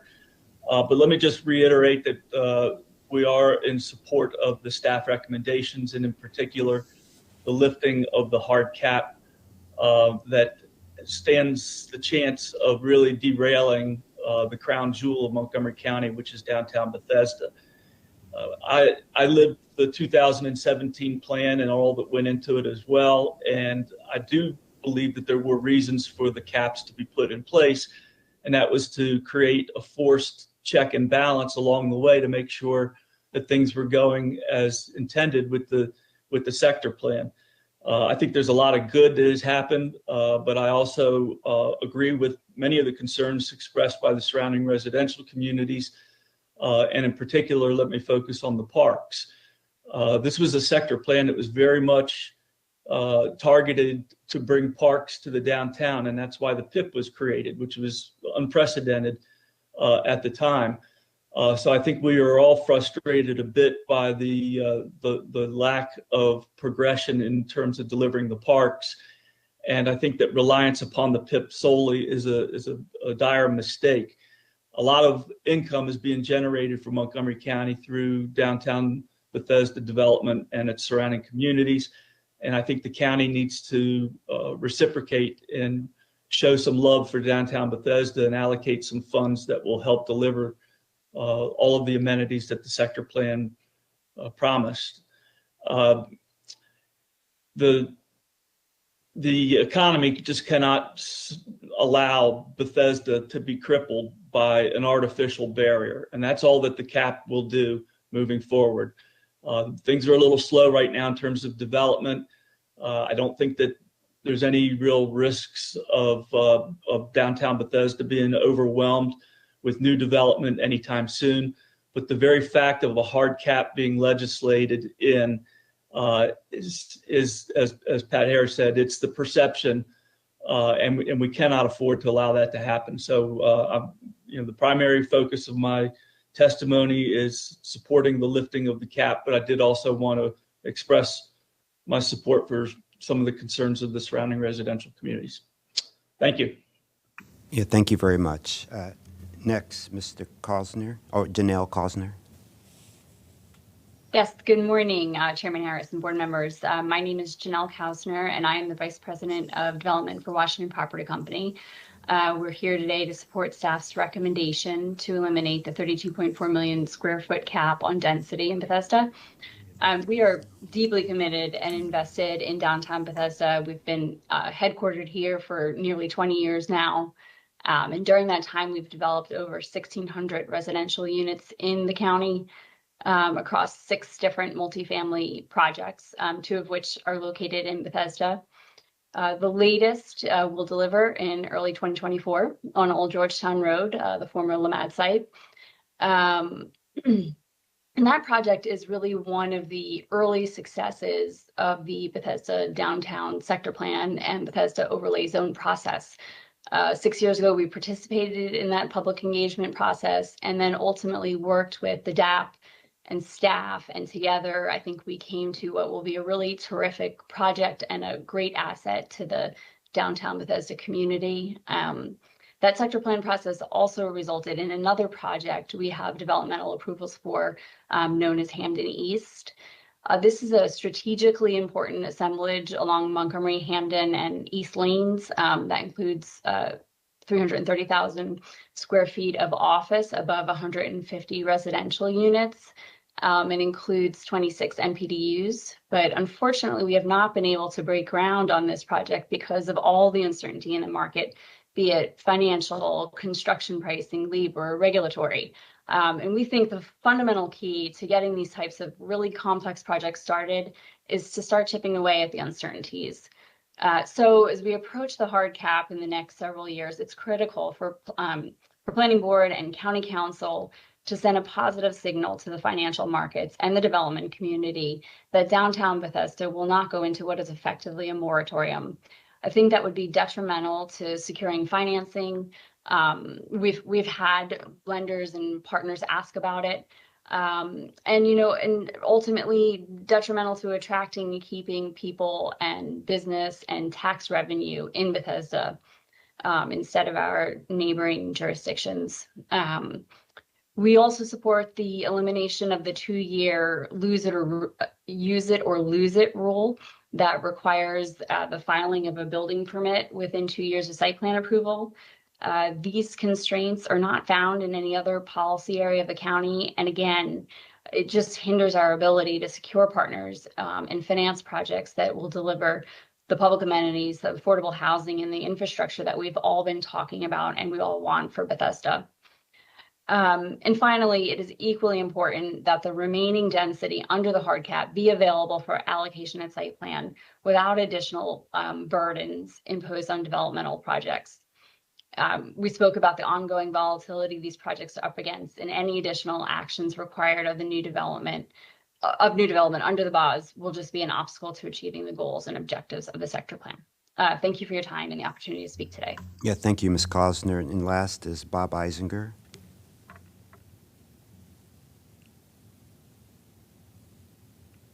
Chair Harris and members of the Planning Board, good morning. My name is Rob Eisinger with Promark Partners. As the owner of approximately 3.5 acres of land in Bethesda's Pearl District, we are keenly interested in this issue of the density cap and appreciate the opportunity to share our thoughts with you. Given our real estate holdings in Bethesda, Promark was very involved in the sector plan process.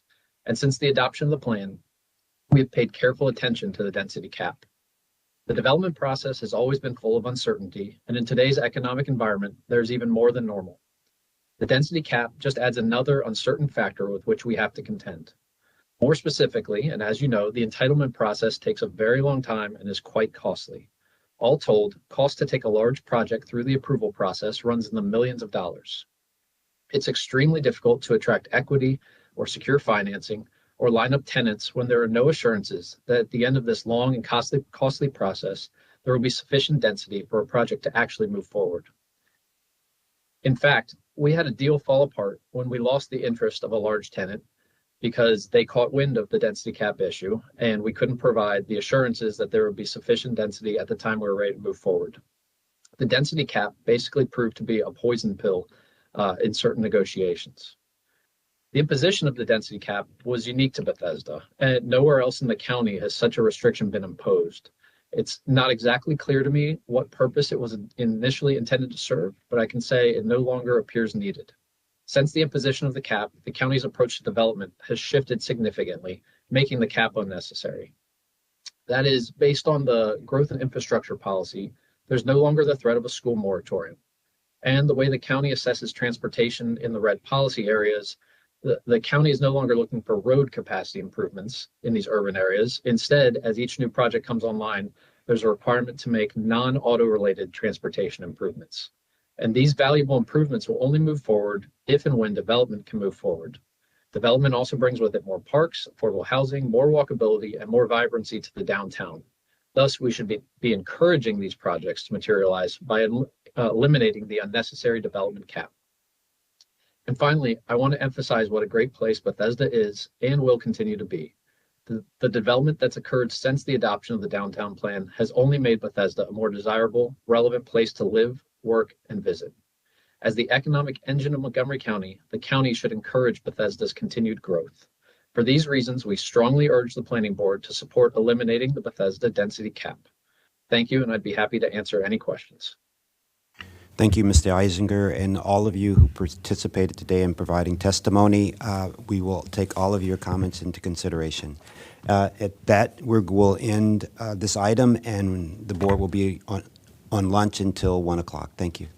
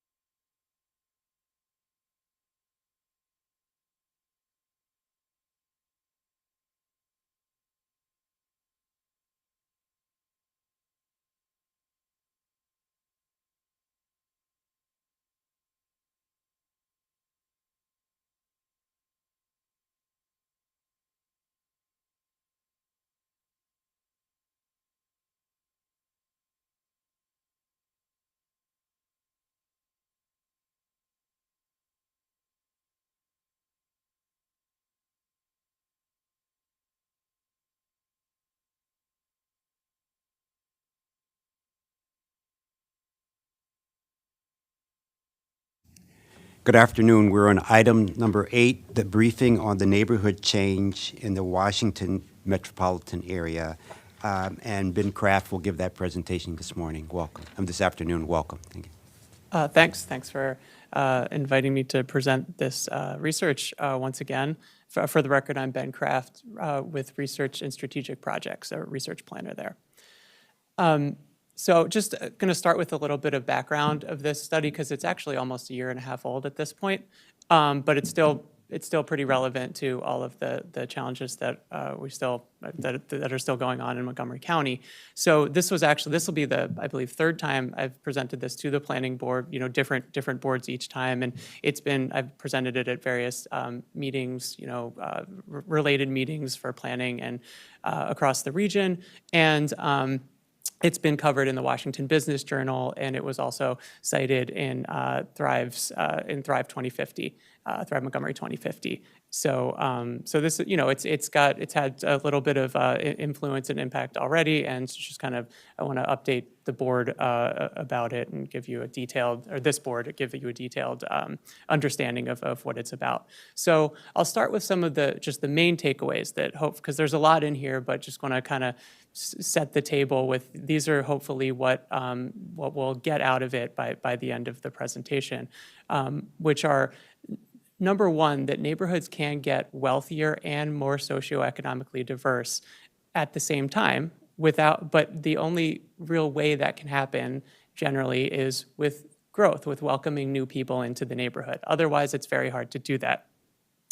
Part of this is that when we look at neighborhood change, there's two kind of main ways that these neighborhoods can change. We're talking about neighborhood demographic change or socioeconomic change, which can become more concentrated with poverty, or it can see displacement, or otherwise sometimes called gentrification, where more wealthiher people are displacing poorer people. Both of those, I like to think of them as kind of two sides of the same coin, they're just the effects of decreasing socioeconomic diversity within neighborhoods. So both of those happen when the people in the neighborhood are all becoming more homogeneous, more like each other in socioeconomic terms. And given that, even though I think displacement is the one that we tend to hear most about, and it's a issue in a lot of places, but in Montgomery County specifically, poverty concentration is the more quantitatively speaking is the bigger issue, the bigger challenge. We have more of that going on than we have displacement. And finally, when we look at these changes in the context of housing, it becomes pretty notable that building more housing is associated with preventing displacement and poverty concentration, preventing both of those, and fostering socioeconomically inclusive communities. And I'll explain what that means and how that works as we go on. And so, and then finally, just as kind of a corollary to that, I'll show a correlation that housing construction in Washington, D.C. is not associated with displacement of any specific racial or ethnic group. And so we'll get to that towards the end. So just a quick note about how this project came about. It is we did not create the methodology or the framework. We actually replicated it based on the original neighborhood change study from the University of Minnesota's Institute on Metropolitan Opportunity. We made a few modifications and adjustments to it. The one that we did was a little bit later, so we had access to a little bit more recent data at the time. And we added the housing and race and ethnicity overlays to see how that was interacting with the pure socioeconomic part of neighborhood change. And we then, just technical detail, we used a slightly different method to account for the 2010 census tract boundary changes. But basically, our results really agreed for the most part with the original University of Minnesota results. Of course, they did it for the entire nation. We just focused on the DMV so we could kind of go in and hand by hand clean up a couple of the tracts, which were representing neighborhoods that were military bases and probably shouldn't really have been a part of the report. But basically, same general findings. Low income concentration, poverty concentration, I'm using the two terms interchangeably, is definitely the most common form of neighborhood change in the United States. Low income residents low income people are much more likely to be exposed to neighborhood decline than to displacement. So they're faced with the prospect of the neighborhood continuing to decline much more often than they're faced with being displaced. Again, not to discount displacement, but just kind of to put it in perspective. And low-income concentration, even across metros, low-income concentration is the dominant neighborhood change. This is metros meaning kind of very small towns and rural areas. Across metro areas, low-income concentration is the dominant form of neighborhood change. And then related to all that is we live in a place, one of the actually few places, but very noteworthy places where displacement is quantitatively the larger problem, is where, and it's these vibrant coastal cities, economically strong coastal cities where displacement does tend to be the problem. But as in the case with our region, the displacement itself tends to be generally isolated to within a small geographic area in the major city. And that's what's happening here in Washington, D.C., where that's where displacement's happening. As you move out, that's where you see more of the poverty concentration, like we're seeing in Montgomery County. So there's a lot of talk about displacement, again, rightly so, but that comes from a few very prominent examples that tend to get covered a lot.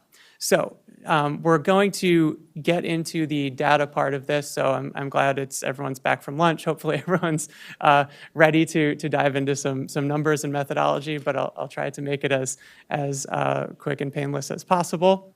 But we do need to get into this to understand how it works. So for the purposes of this study, the people that we're tracking are broken into two categories. You must fall in one of these. Everybody falls into one of these two categories. It accounts for everyone. So you are either middle-high income in the parlance of this study or low income. Middle-high income is at or above 200% of the federal poverty level, and low income is below that 200% of the federal poverty level. We use these because it's the best thing available at the census tract level. Now, 200% of the federal poverty level is a pretty kind of coarse break. It does actually probably cut things off lower than we would even consider low income, but it's also much higher than the actual poverty level because we're a very high cost of living area, and if you really just confined it to the poverty level, you'd have a small portion of people, and would still omit a lot of the people that really are struggling economically. So just for context, in 2023, 2 times the federal poverty level for a family of 4 was $60,000. So that's where this cutoff is. And it's also equivalent to about 40% of what DHCA here in Montgomery County considers area median income. So it's still pretty low. It's a pretty low income. And again, I'll kind of use low income concentration and poverty concentration kind of interchangeably because for all intents and purposes, this is, if you're at or below this level, you're really struggling. And the data, it's cross-sectional. So we take 2 points in time. We take what there was in 2000, and we use the decennial census for that. And then we take what happened from the 2015 to 2019 5-year American Community Survey as the endpoint. Now the American Community Survey, or ACS is what I'll call it, is it's kind of a moving average. So it's like an average of those 5 years contained in there. So it's not exactly what happened in 2019, but it's I'm saying 2019 throughout this presentation, but it's kind of what happened in those 5-year period. It's about a 5% sample of the country over that time. Can I jump in with a quick question? Mm-hmm. I'm assuming the 5-year ACS you used because it was a lot less noisy than the 1 or the 3. Yeah, well, actually, it's the only one that where we can get this data at the tract level. At the tract, goes on the tract. Yeah, Okay. 1 year it's got to have, I think, 65,000 or more population to do that. So yeah. All right. So we're kind of stuck with that data, those data. So now we're going to shift onto the thinking about the framework for how the neighborhoods are categorized under this neighborhood change framework. So there's this, you can think of it as this 4-cell grid here. And if we just look at along the top row, the top two cells, if you go across, those two, the green and the blue, that's inclusive growth and displacement, they represent the tracts that are gaining middle high income people. So in both of those, they're both gaining high income people. And while a tract is doing that, there's two other things that could be going on with low income people at the same time. And that's when you look at what's going on across the top, where you can also be gaining low income people. You're gaining both middle high income and low income people. You're gaining everybody. And that's what we're calling inclusive growth. And if you kind of think about that, that can really only happen with the population increasing because, you've accounted middle high income and low income accounts for everybody. If you're gaining both, you have to be gaining population. At the other, to the top right, you can have a tract gaining middle high income people, but losing low income people. And that's really what we would consider displacement. You're gaining middle high income people at the expense of low income people. So that's going to be that blue. And these colors are going to come up, a lot. So it's good to familiarize yourself with them. If you look down to the bottom row, now you're looking at a census tract or neighborhood that is losing middle high income people. And when that happens, two things can happen simultaneously with that. You can have that tract gaining low-income people. In that case, you have poverty or low-income concentration. You have low-income people coming in, meaning and at the expense of, not necessarily at the expense of, but middle-high-income people in this case are probably choosing to move out. In which case, the average income of the tract is going to decrease. It's going to get basically poorer. And then finally, at the bottom right, you have abandonment, where you have both groups exiting. We don't really, in the DC region, this is not, at least in the last 20 years, is not a problem. None of our neighborhoods fall into this category because all of our neighborhoods are still growing in population. But it is a significant problem in a lot of Rust Belt cities and towns, a lot of rural America, and even if you extend this to Baltimore, there would be a few neighborhoods that would be experiencing this abandonment, but not yet here. And so, okay, this is the last part of this methodology part here, but this is how we calculate the classification for each neighborhood. So it's basically 3 criteria that you have to kind of progressively meet to be classified in one of these groups. So if we first look at the first one, which is percentage change in number of in middle high income people. So that's something like this. If a neighborhood starts with 100 middle high income people, and then looking across the top, if it loses 10 of those, that's a loss of 10%. It'll meet that criteria. It now has 90, it's lost at least 10%. So any more than that, if it loses 10 or more, it would meet that criterion. Then we move on to what happens to the share of low-income people. This is looking at the composition. And if the share of low-income people increases by at least 5%, then you're going to meet that criterion. So let's say at the beginning of the period, the share of low-income people within this neighborhood was 20%. And then by the end of the period, it had increased to at least 25%. Then you would have met that criterion also. And then the last one we go to is where we look at just the net change in the number of low-income people. And that is where you kind of get at least, so if you've hit those first 2 criteria that I just said, kind of on the losing middle high income but gaining low income side of things, then if you have a net change of low income people as negative, that's when you get into abandonment. However, if that net change in low income people is positive, that's where you're looking at low income concentration because you're actually growing, even though you're kind of proportionally you're getting poorer. The different colors are the kind of lighter color and the stronger color. That's just to represent kind of like the severity of the phenomenon, and we just took those the net change from anywhere of 1 to 699 is the I guess you could call it moderate, and over 700 is we're calling strong. We took those directly from the initial University of Minnesota study. We didn't develop any methodology to choose what those are. And then finally, How did you come to on 700? Yeah. How did you come to 700? Is it out of 1,000 or it's just an arbitrary number? You say net change number of low-income people, but then you have percentage. So is that in every how many that you No, calculate? that's within a census tract. That's just the absolute number. But that's the Yeah. absolute number, is not the percentage. Oh, No, okay. no, yeah. The other two rely on percentages. This is just count the number of people that left or came in that category. Yeah. Okay. And then, so looking at the other two categories, displacement and inclusive growth, where in both of those you're kind of looking at a net change. It's really kind of the opposite. It's really the neighborhood's getting essentially wealthier. Its incomes are going up, and it's really just the opposite set of criteria. And so I won't go through it example by example, but that's actually how So it's just kind of the mirror image of the top two. And then of course inclusive growth, you're getting you're getting a positive percentage change in middle high income people. The share of low income people is actually decreasing. But you are adding, that just in raw numbers, you're adding low-income people. And so that's how that's working. And these are fairly strict criteria. So you could loosen these, you could make them tougher, but it means that these are significant changes for a neighborhood to undergo. So we are kind of, if we loosen them up a little bit, we'd probably see more neighborhoods fitting into some of these criteria. But we kind of stuck with, again, the University of Minnesota study. They did a few versions, but this was kind of the main one that they presented.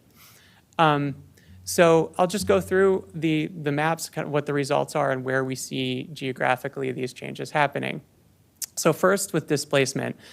Now it's easy to kind of look at the large blue spaces or tracts that are kind of far out, and there is this displacement quantitatively is happening there, but there's a lot fewer people represented in those tracts than there are when you focus inside DC, inside Washington DC, and then Arlington and Alexandria. That kind of the core central area of the region is where most of the displacement and the tracts seeing displacement are. That's kind of ground zero for that.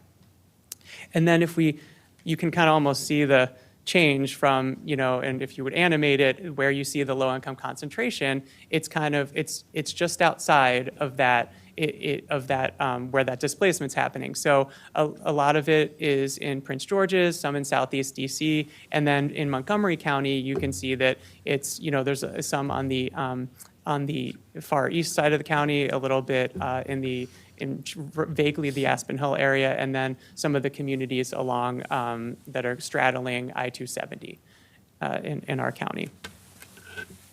Finally, inclusive growth. There are far fewer inclusive growth categories. It's hard to do, and you can see there's a little bit in DC. Montgomery County does have some pretty notable inclusive growth counties. They tend to be our downtowns, downtown Rockville, downtown Silver Spring, even downtown Bethesda. Are these places, and really what we'll kind of get at, these for the most part are the places where we've built housing in the last 20 years over this period, and especially we've put with all of our laws and regulations that require affordable housing, that's where these have been triggered as we've built this housing. And here's just a version of the map where everything is, you can kind of see everything together, all the different types of neighborhood change, and kind of get a larger view at the pattern. And there's, of course, there's an online, there's an interactive tool where you can look at each tract individually and kind of look at some of the basic measures there. So just looking at this, putting this all together, we can do some analysis of what's going on in the region, jurisdiction by jurisdiction. So what this chart shows is across the top is the percentage of total tracts in each county or each jurisdiction that fall into these three categories. And once again, a reminder, most tracts actually do not fall into any of these categories. Across the bottom it's the same jurisdictions, but it's just the number of tracts that fall into each category. So they kind of the bottom table does line up with the top bar chart. It's just that one's the percentage, one's the number. And so the big takeaway from this chart is that on the left side, particularly Prince George's and Montgomery County, there is more low-income concentration, more tracts, more total tracts, and more tracts as a percentage of the total tracts of the jurisdiction are seeing low-income concentration than are seeing displacement. Although it's not a huge disparity, because when you get over to Washington, D.C., Arlington County, and Alexandria City, you see a much larger disparity between the types of the neighborhood change classifications and between displacement and low-income concentration. So like there's, 45% of the tracts in Washington, D.C. are seeing displacement, while under 5% are seeing low-income concentration. So the gap between those is much, much larger in D.C. and Arlington and in the opposite direction than it is in Prince George's and Montgomery County. Fairfax County is close, but kind of trending towards the displacement side of things. Before you move from this chart, if you go back, so in your opinion, is it better to be on the right side or the left side of?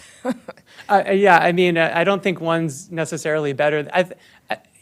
They're related. I mean, the what's happening in DC, I'm sure, is in Arlington is probably the displacement related there is probably related in some way to the increasing poverty concentration in Montgomery and Prince George's County. I mean, it's if you're the person that's either getting displaced or living in increasing poverty concentration, it's either way they're not very nice. And I don't think anybody. Yeah, I know, but that's what I was asking. That between these two devils, you said that the low-income concentration is the worst one. So, if you say that it's more impactful if you have more people in low-income concentration than displacement.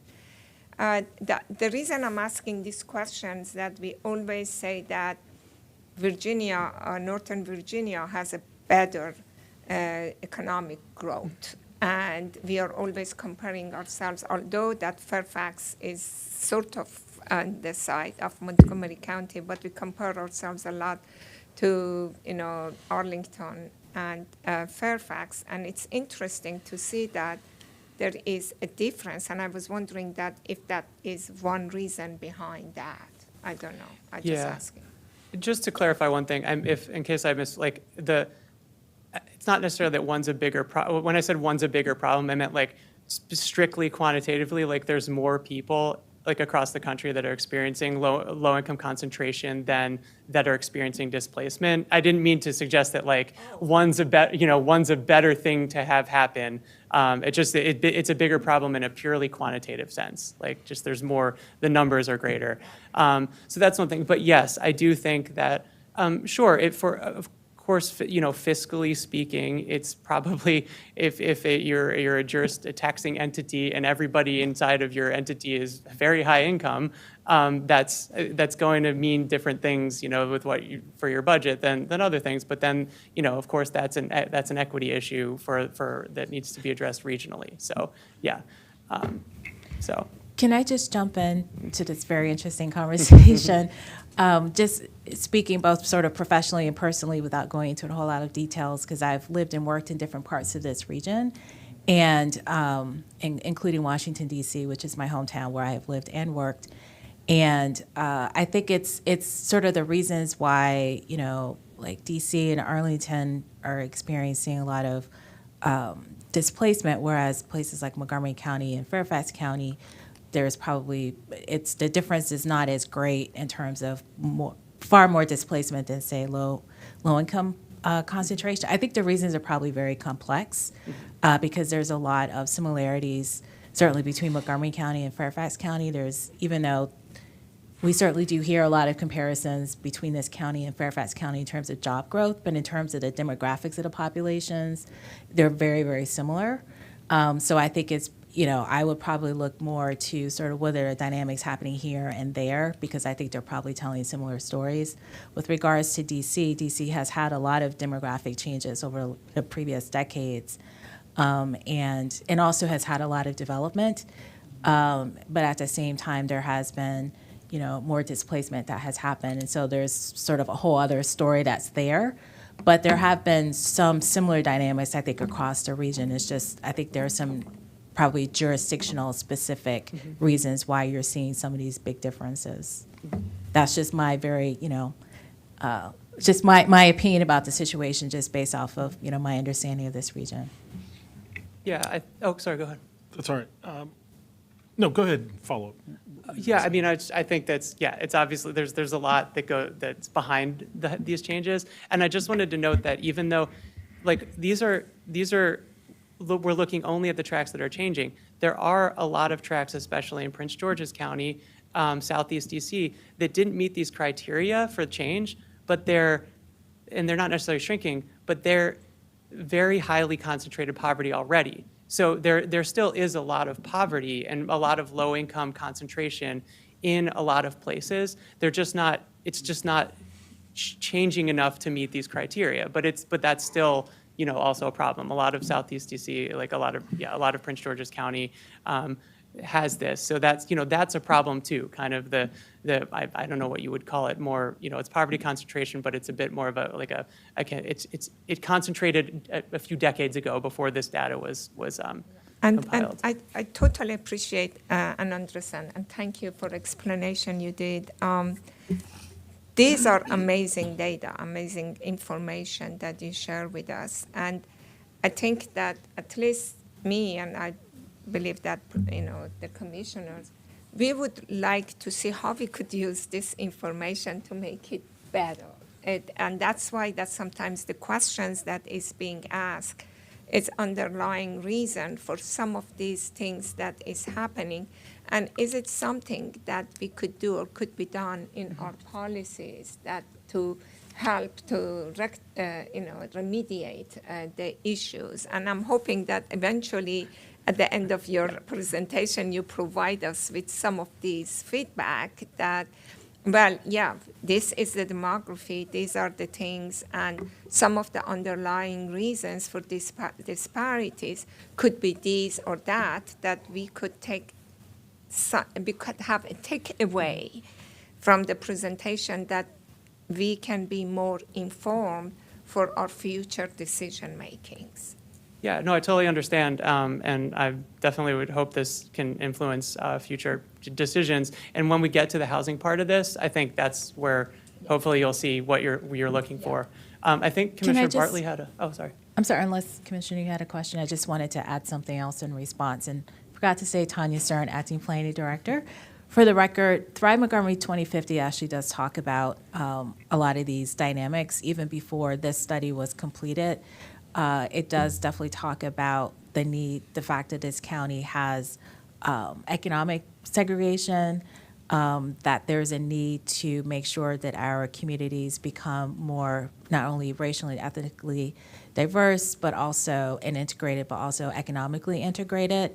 And so there's some different policies that speak to sort of the economic health pillar of Thrive that talks about this. There's in the housing chapter, which Ben's going to talk about a bit later, it talks about, for instance, the importance of home ownership in helping to build economic wealth for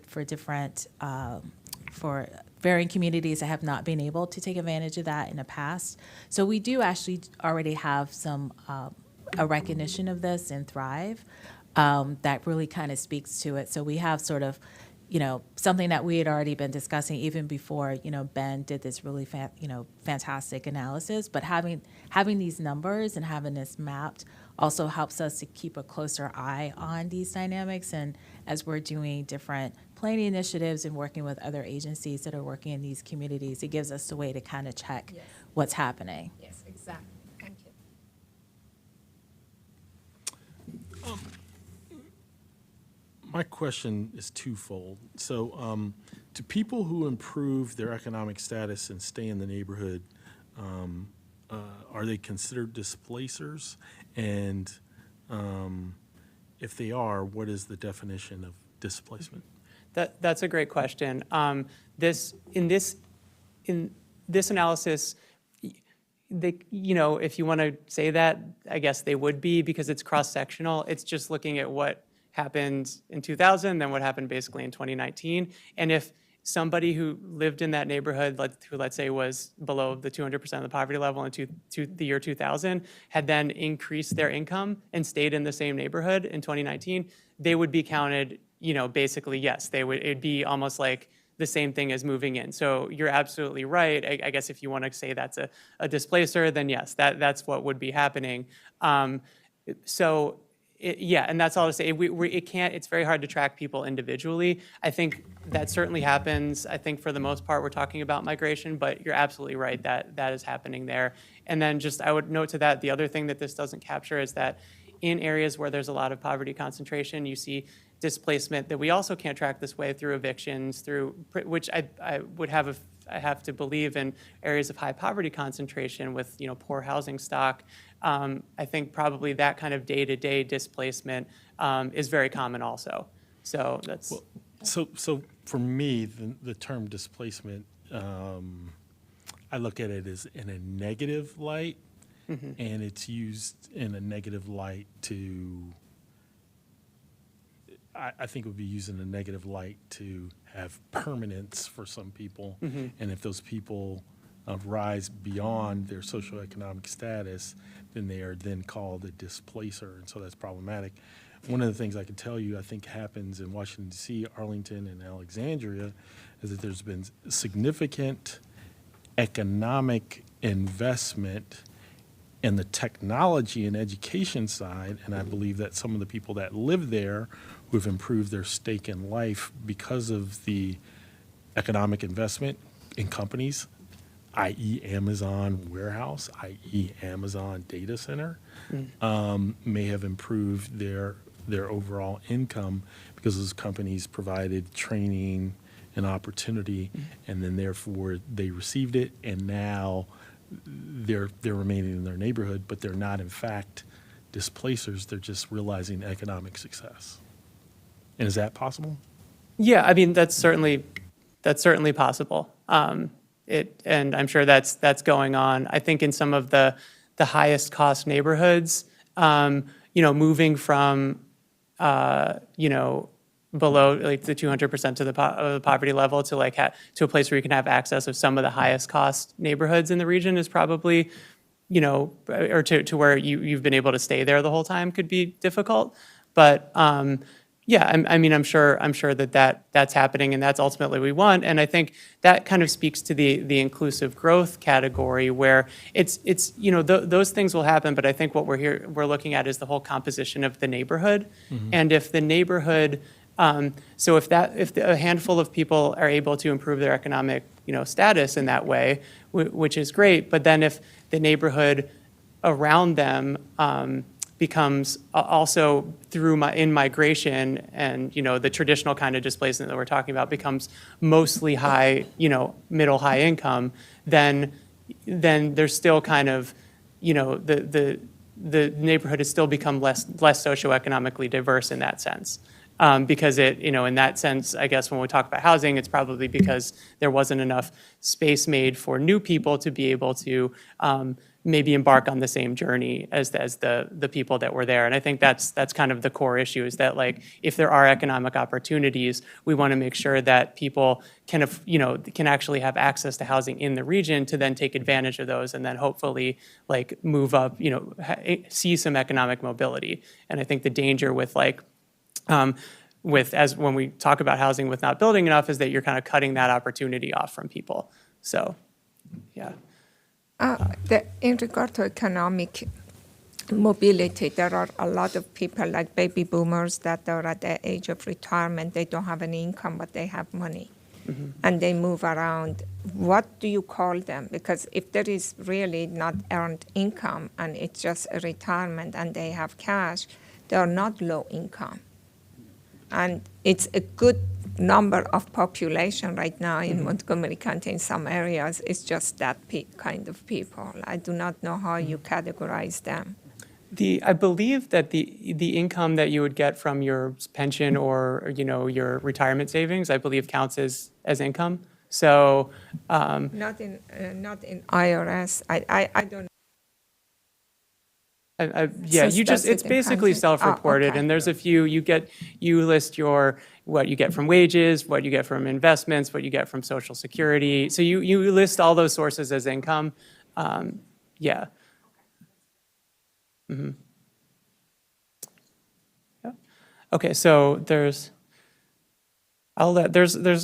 quite a few more slides, so maybe I'll let somebody decide when to pull the plug on it, because I know you have other items, but it's totally worth it to have a discussion. So what this slide does is it's essentially showing the same thing as the previous slide, but it's actually showing not the number of tracks that are seeing one of these categories, but the number of people. So if you just look at the region on the left, and that's not including Montgomery County and Prince George's County, then you have about a 3-to-1 ratio of displacement to low income concentration. So for every 3 people living in a tract that's experiencing displacement, you have about 1 experiencing low income concentration throughout the region. But when you look specifically at Montgomery County and Prince George's County, it's reversed. So you have 8% of people in Montgomery County experiencing low-income concentration and only 6% experiencing displacement. In Prince George's, it's a little bit more disparate, where 13% of people are in tracts that are experiencing low-income concentration versus only 6% in tracts that are experiencing displacement. I'm going to skip over this slide because it's a lengthy one to explain, but I feel free to ask. We can have a conversation about it later. But I want to go. This one just tracks. This is tracking the net change of people. We've moved on to race and ethnicity here, and this is tracking the net change of people of the white, Black, or African American, or Hispanic and Latino into and out of these neighborhoods based on their classification and neighborhood change. And so if you look on the left, that's the whole Washington, D.C. region, but not including Montgomery County's data. And you can see kind of a fairly traditional displacement or gentrification pattern. So you can see that for the low-income concentration tracts, about 40,000 white people exited those tracts. Not a pretty small number of Black or African Americans moved in, and Hispanic and Latinos made up the largest portion of people entering those tracts over this time period, or what those tracts gained.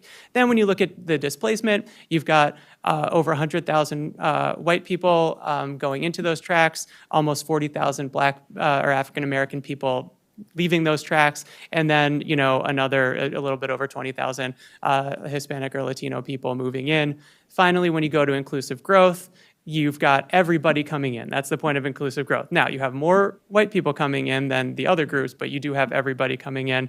And I'll also note that across the whole region, all the graphs, the Hispanic and Latino population increases no matter which neighborhood change category we're looking at. Over this time, for the economic or the demographic trends report we did, and actually there was a Hispanic and Latino demographics presentation earlier that kind of showed that over this period we've just had a very large increase in the Hispanic and Latino population in the region. So there, just about in every neighborhood, there's been some increase.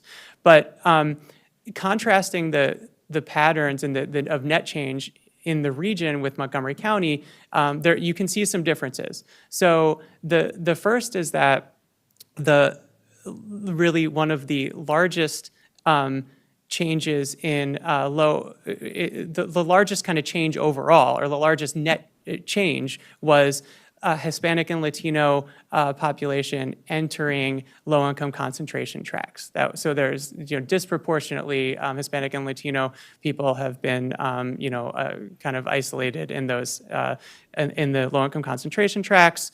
When you look at the displacement tracts, it's actually kind of it's a much different pattern in that it's a very small influx of the white population in there, a small but still negative outflow of the Black and Latino population, and then kind of a large entry of Hispanic and Latino population. So it's just not the traditional pattern that, or it's a much more muted pattern than what we see in the region. And then inclusive growth, it's still the largest number of people entering is the white population. But if you would add up the Black and Latino populations, it's a much closer number. So basically the white population and the population of people of color are much closer in overall net change in the inclusive growth track. So those tracks in terms of race and ethnicity in Montgomery County are a little bit more inclusive than they are in the rest of the region. Now we get to housing.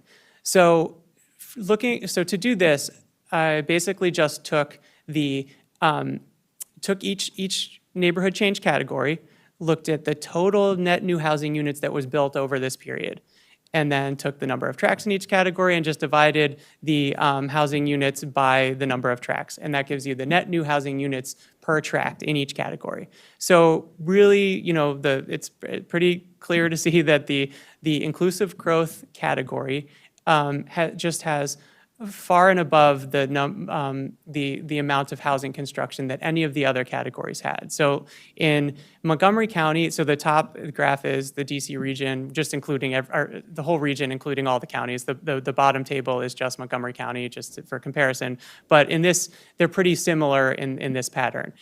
So in Montgomery County, the tracts that are growing inclusively added 1,676 more housing units per tract than the tracts experiencing displacement, and 1,750 more housing units per tract than those categorized as low income concentration. So inclusively growing tracts, there are not many of them, to be fair. It's a small number of the tracts, but they added 18 times as many housing units per tract as those experiencing displacement, and 68 times more housing units per tract as those experiencing low income concentration from 2000 to 2019.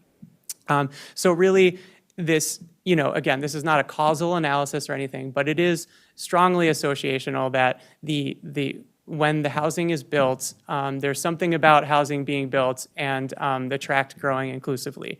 And then, so the type of neighborhood with the least housing being built actually in both Montgomery County and the region is low income concentration. Again, I don't know about the causal chain going on here. It's probably kind of like some sort of cycle of disinvestment and increasing poverty concentration. I'm sure it's harder to build housing profitably in these tracts that are seeing increasing low income concentration. But there is definitely a relationship between the lack of housing being built and a neighborhood going in that trajectory.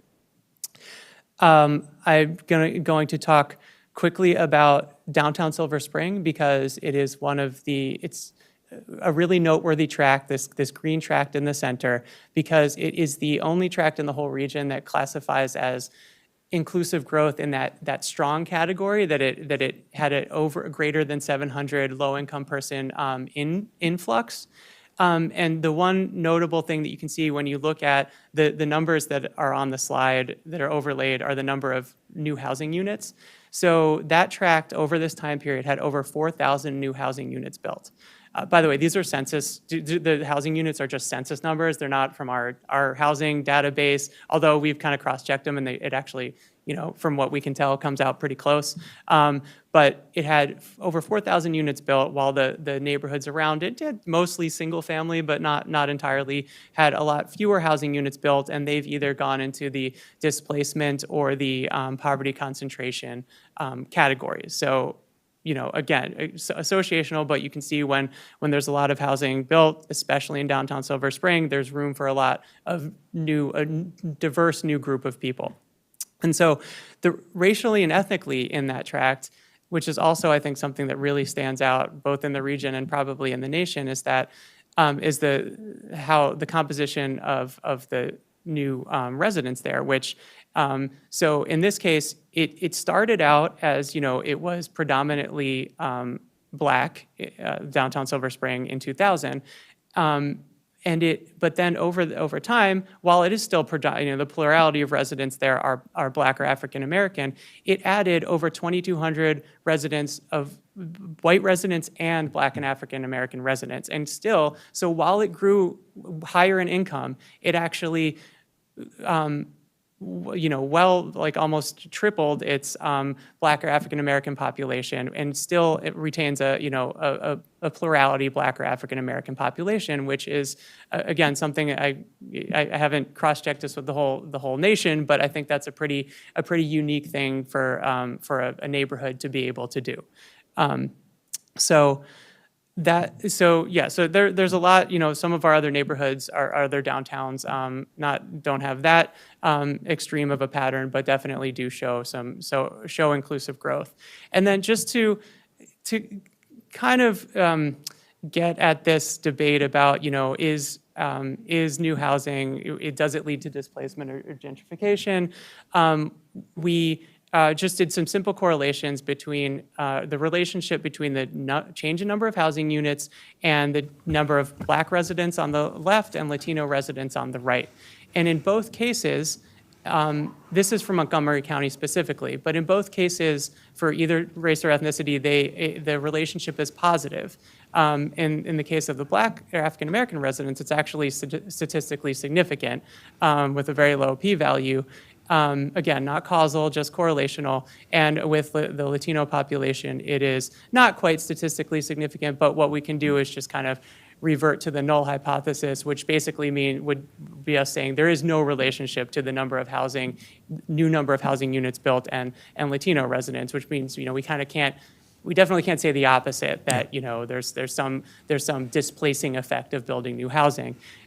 When you look across the region, at the same correlation, the relationship's a bit stronger. It's statistically significant and positive for both Black and African American residents and Hispanic and Latino residents.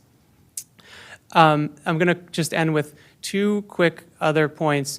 The point, rather than getting too into the details of this slide, the point of this, it's kind of the neighborhood change reversed. It's just looking, if you look at the orange tracks, these are tracks that stayed above the 60th percentile of per capita income throughout this whole study period. So they stayed fairly wealthy. They started fairly wealthy and stayed fairly wealthy. And so I think that again, a lot of these aren't captured in neighborhood change because they just didn't change enough. But if you can see kind of geographically how they're a lot, it's a big part of the region. And that's just something to not, my point in pointing this out is to not forget that there's tracks that aren't changing are also part of this dynamic, and probably at the root of this, because if no new housing or no new opportunities are there in those tracks, the change and new people are coming in, that has to go somewhere. Yeah. And so that we're seeing that happening in kind of like the epicenter of the change. The same with the purple tracks, which are the tracks that, as we were talking about earlier, probably didn't register as neighborhood change, but stayed below that 40th percent. So that's where you get that kind of entrenched poverty. So that's kind of the gist of this slide. And then finally, just to note, again, that Washington, D.C. probably is driving a lot of the change in the region, in the sense that 57% of their total of 178 tracks fall into a neighborhood change category. And for the next greatest, that's a majority of their tracks, that's changing rapidly. But, Arlington County, Arlington, Alexandria, which are changing, have about a third of their tracks that fall into any of the categories. When you get down to the typical, county in the jurisdiction like Montgomery, it's fewer than 20% of our tracks are actually experiencing that change. So we're, in a way, probably, on the back end of the change, and also not changing in a lot of cases too, in a lot of ways. So, just to kind of conclude, and hopefully this is something that you can take. It's not a specific policy, point or anything, or a specific recommendation, but just the idea that building more housing is, of course, including affordable housing. None of this inclusive change would unlikely be possible without programs like the MPDU program. It promotes socioeconomic diversity, which in turn helps prevent displacement, prevent poverty concentration and disinvestment, and encourage inclusive growth. So all of the data and the scripts are public, and then we do have our interactive map for anyone who's interested in looking closely at it. So thank you. Thank you, Mr. Kraft. Any comments or from the? Other than this is fantastic data. This is really interesting. Thanks a lot. I appreciate it. And I think the point of the association between housing production and a lack of displacement and a lack of concentration. Poverty concentration is something well taken and something we should all ruminate on a bit. Yep. I also agree that the more factual data we can have to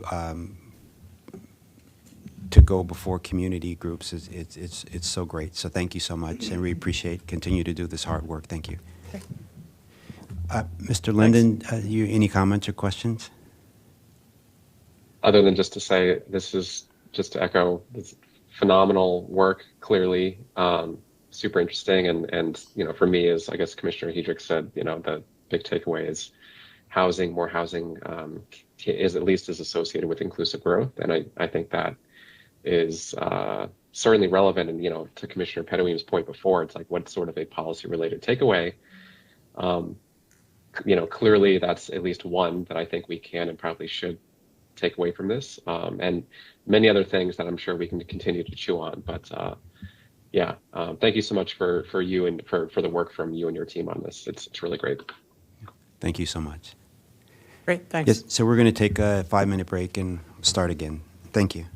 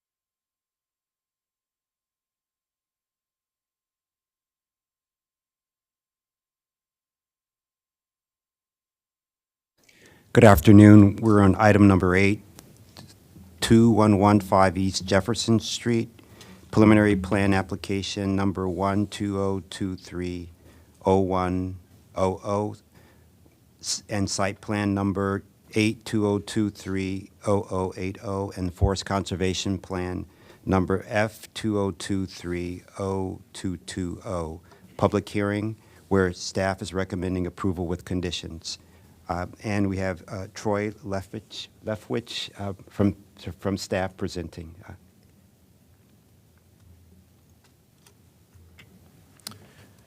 Good afternoon. This is Troy Lefwich presenting 2015 East Jefferson Street. As mentioned, preliminary plan number 1-2023-0100, site plan number 8-2023-0080, forest conservation plan number F-2023-0220. Staff is recommending approval for 2015 East Jefferson Street, the preliminary plan, site plan, and forest conservation plan. The project itself is located within the Employment Center along Executive Boulevard and East Jefferson Street within the western portion of the North Bethesda area. The project is on CR 1.5, C 1.5 R1 in a height of 100. It's located within the 2018 White Flint 2 sector plan area. The property itself, to the east of the property is located as Green Acre Schools. To the south of the property is Lux Manor Elementary School and also Lux Manor Park. This is a reference for the board because this application will provide some pedestrian connections to that site, on their site.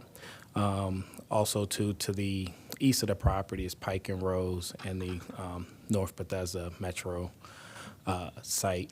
North and south of the property are 2 existing office buildings. To the east, directly across East Jefferson, is a low-rise office development.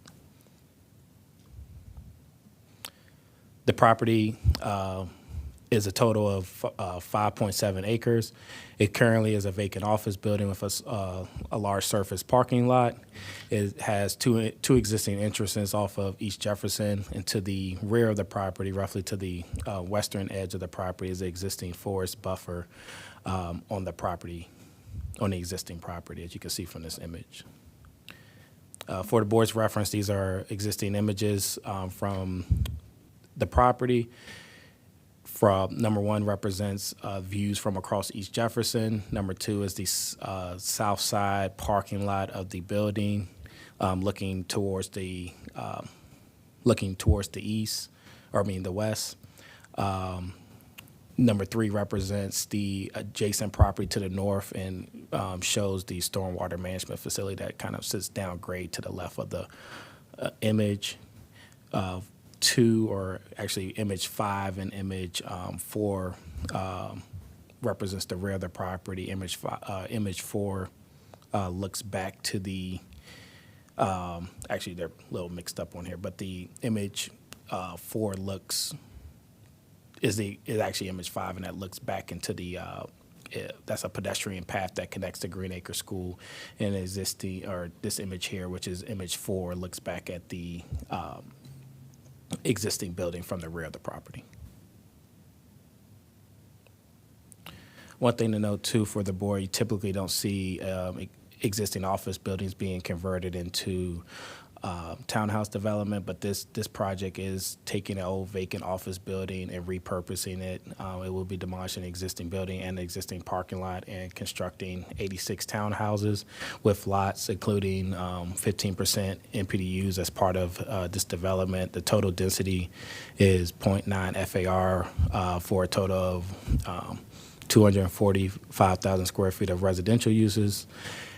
It will develop 3 new private streets and a series of HOA parcels within the preliminary plan proposal.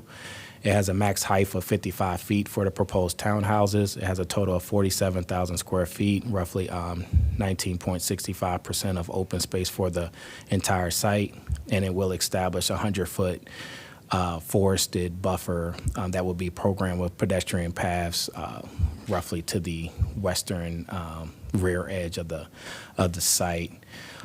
as part of the development, we established these new private streets that was developed to public road standards. It will provide sidewalks and landscape buffers that will also provide an opportunity for an array of trees along the streetscape, as you can see within the rendering. One thing that we worked with the applicant a lot too is to set up future connections within the private road street C, and as conditions, there are future access easements to the north and to the south of the property.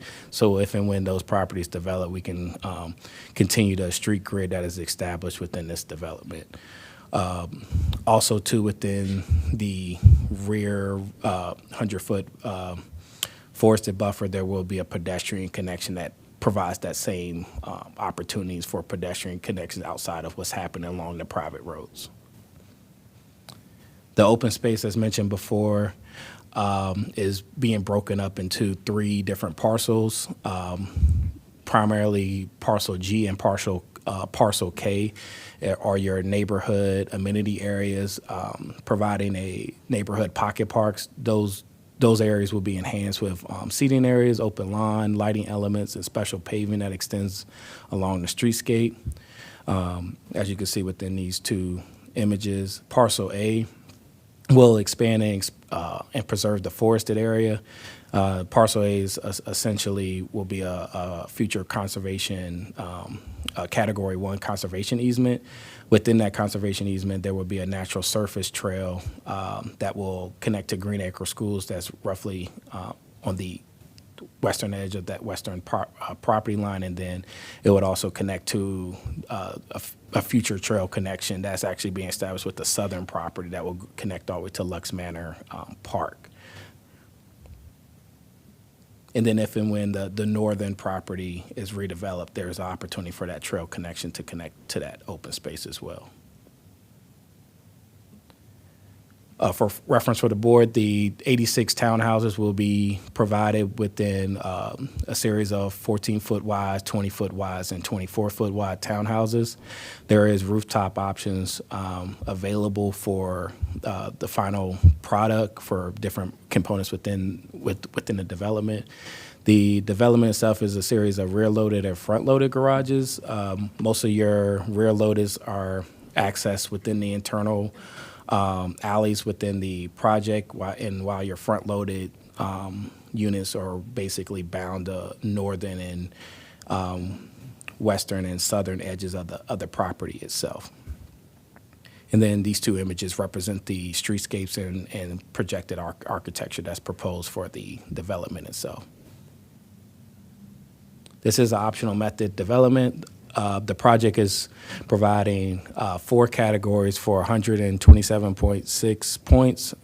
They're only required to provide 100 points over 3 categories because they are providing 15% NPDUs for the project itself.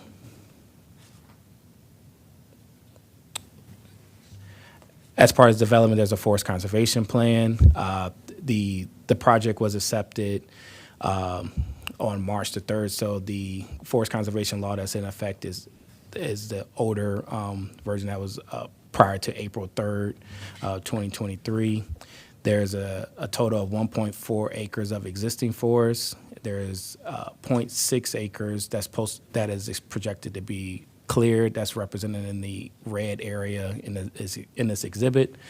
0.81 acres of forest to be retained within the Category 1 conservation easement that's established within the green area on this exhibit.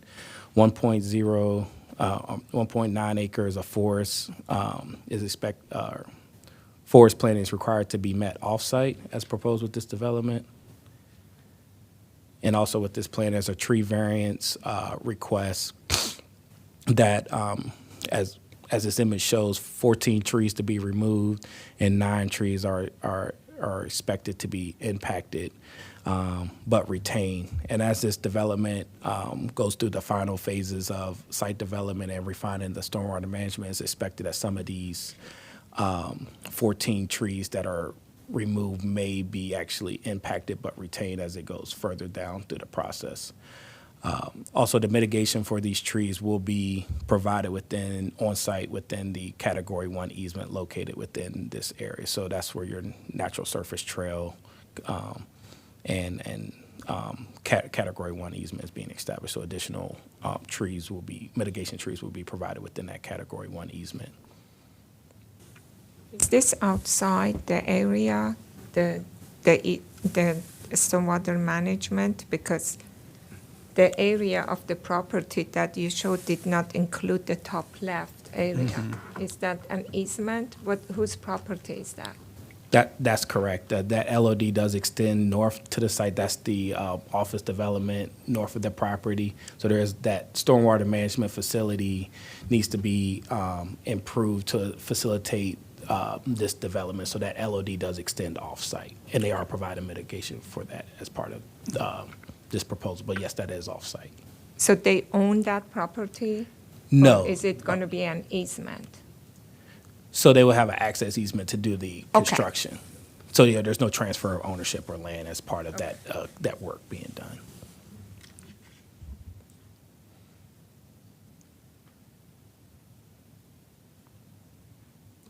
There are two red line changes, essentially probably, two red line changes as associated with the conditions.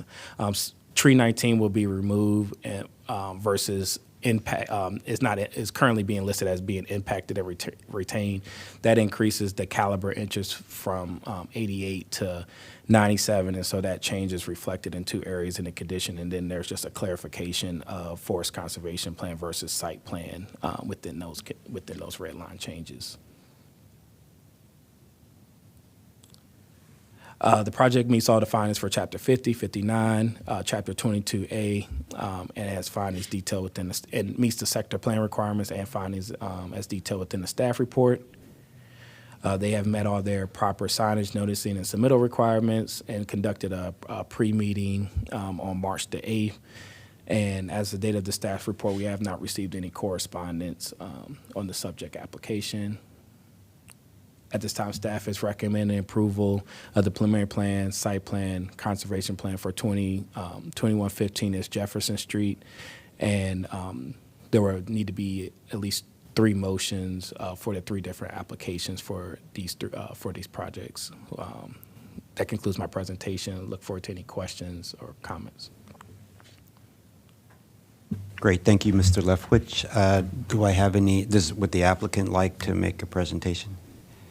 Good afternoon, Mr. Chairman and members of the Commission. We will be extremely brief.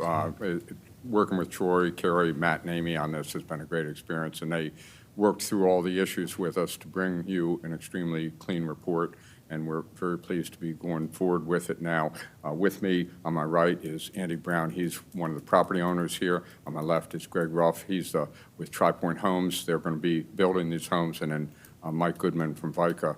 So we're here really to answer questions. And Commissioner Pettering, you asked one question so far, just to amplify what Troy said. There is today an existing stormwater management easement for that property that will enable us to do the improvements that we plan. Thank you. Any other comments from the commissioners? Yeah, I have a comment. It's exciting that you're taking a vacant office and converting it into homes. It looks like a great community, and the people who move in will be fortunate to live there, especially taking into consideration the other amenities close by. Good stuff. I had one question in regard to access. In the report, you said that these townhouses, they have 2 access, but I just saw 1 access. So that it was 1 access to East Jefferson on the sheet that you had. So could you just show us that, yes, where are the access when, not for future, when it is built?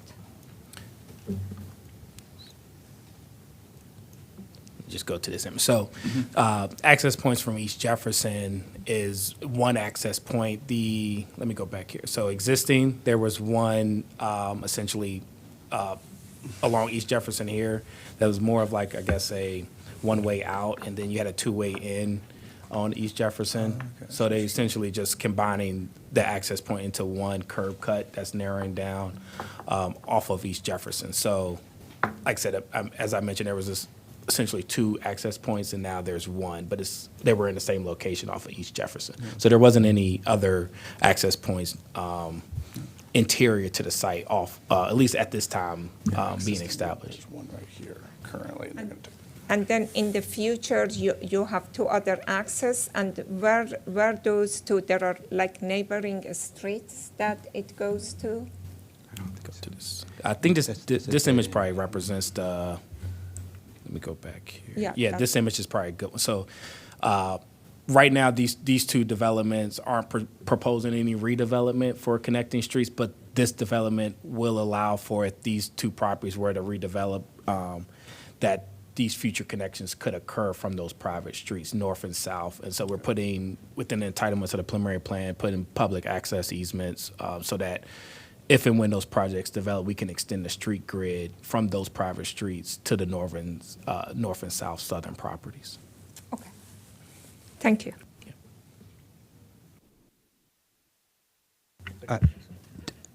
Josh, Mr. Linden. Just to echo what Commissioner Bradley said, this looks like a really good project. So thanks for bringing this to us and working with staff. I just have a couple of quick questions. I apologize if this has already been covered and I missed it. I think I saw in the original staff report that something like 92 or in the low 90s townhomes had originally been planned and been brought down to 86. I'm curious about the reason for that change, which that's a minor question. I'm also just a little curious about the reason for the parking request to go over the maximum allowed. I imagine that most of the parking is probably going to be not quite sure what the technical term is, but sort of built into these units, and then it looks like there's like a limited number of kind of on-street spots that are being allocated as well.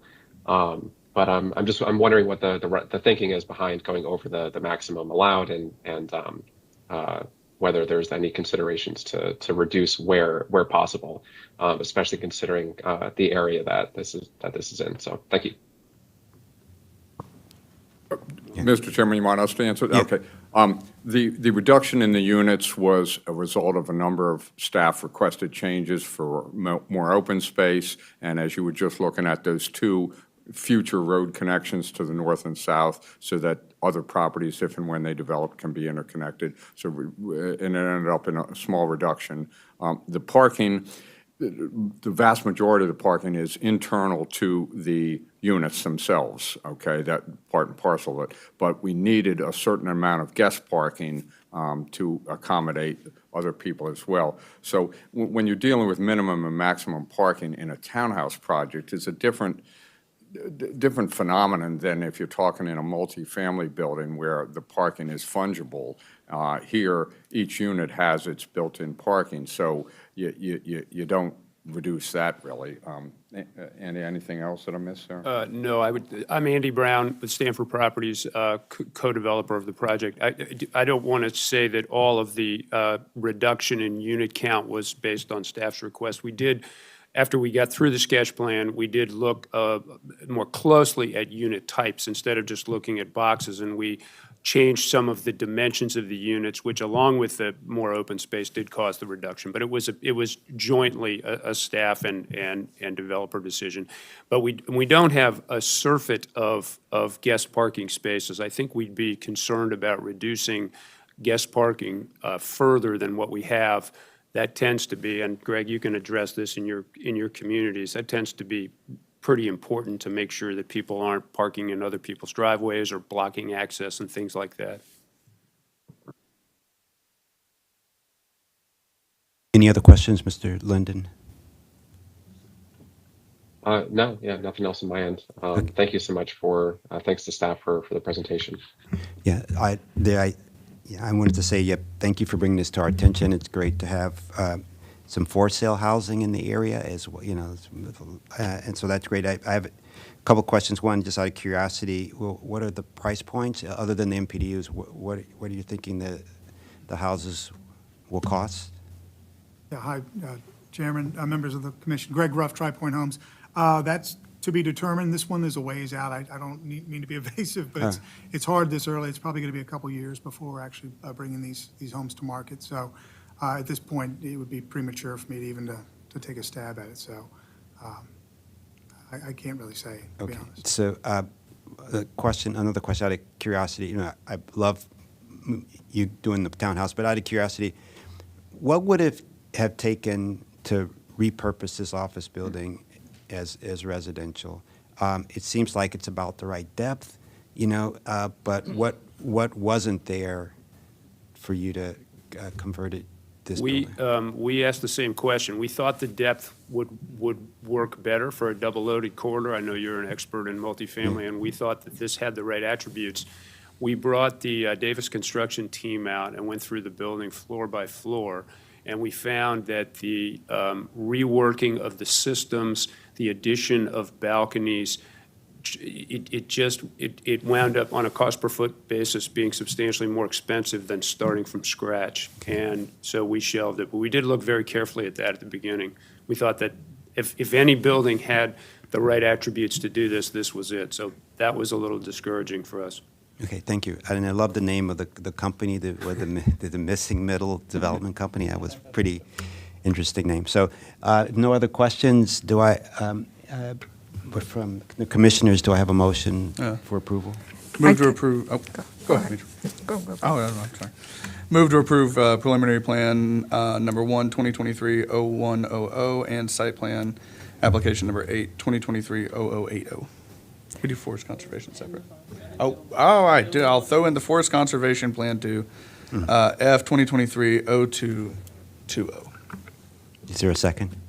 I second. Oh, with mod. with the approval with conditions included by staff. I second. All in favor?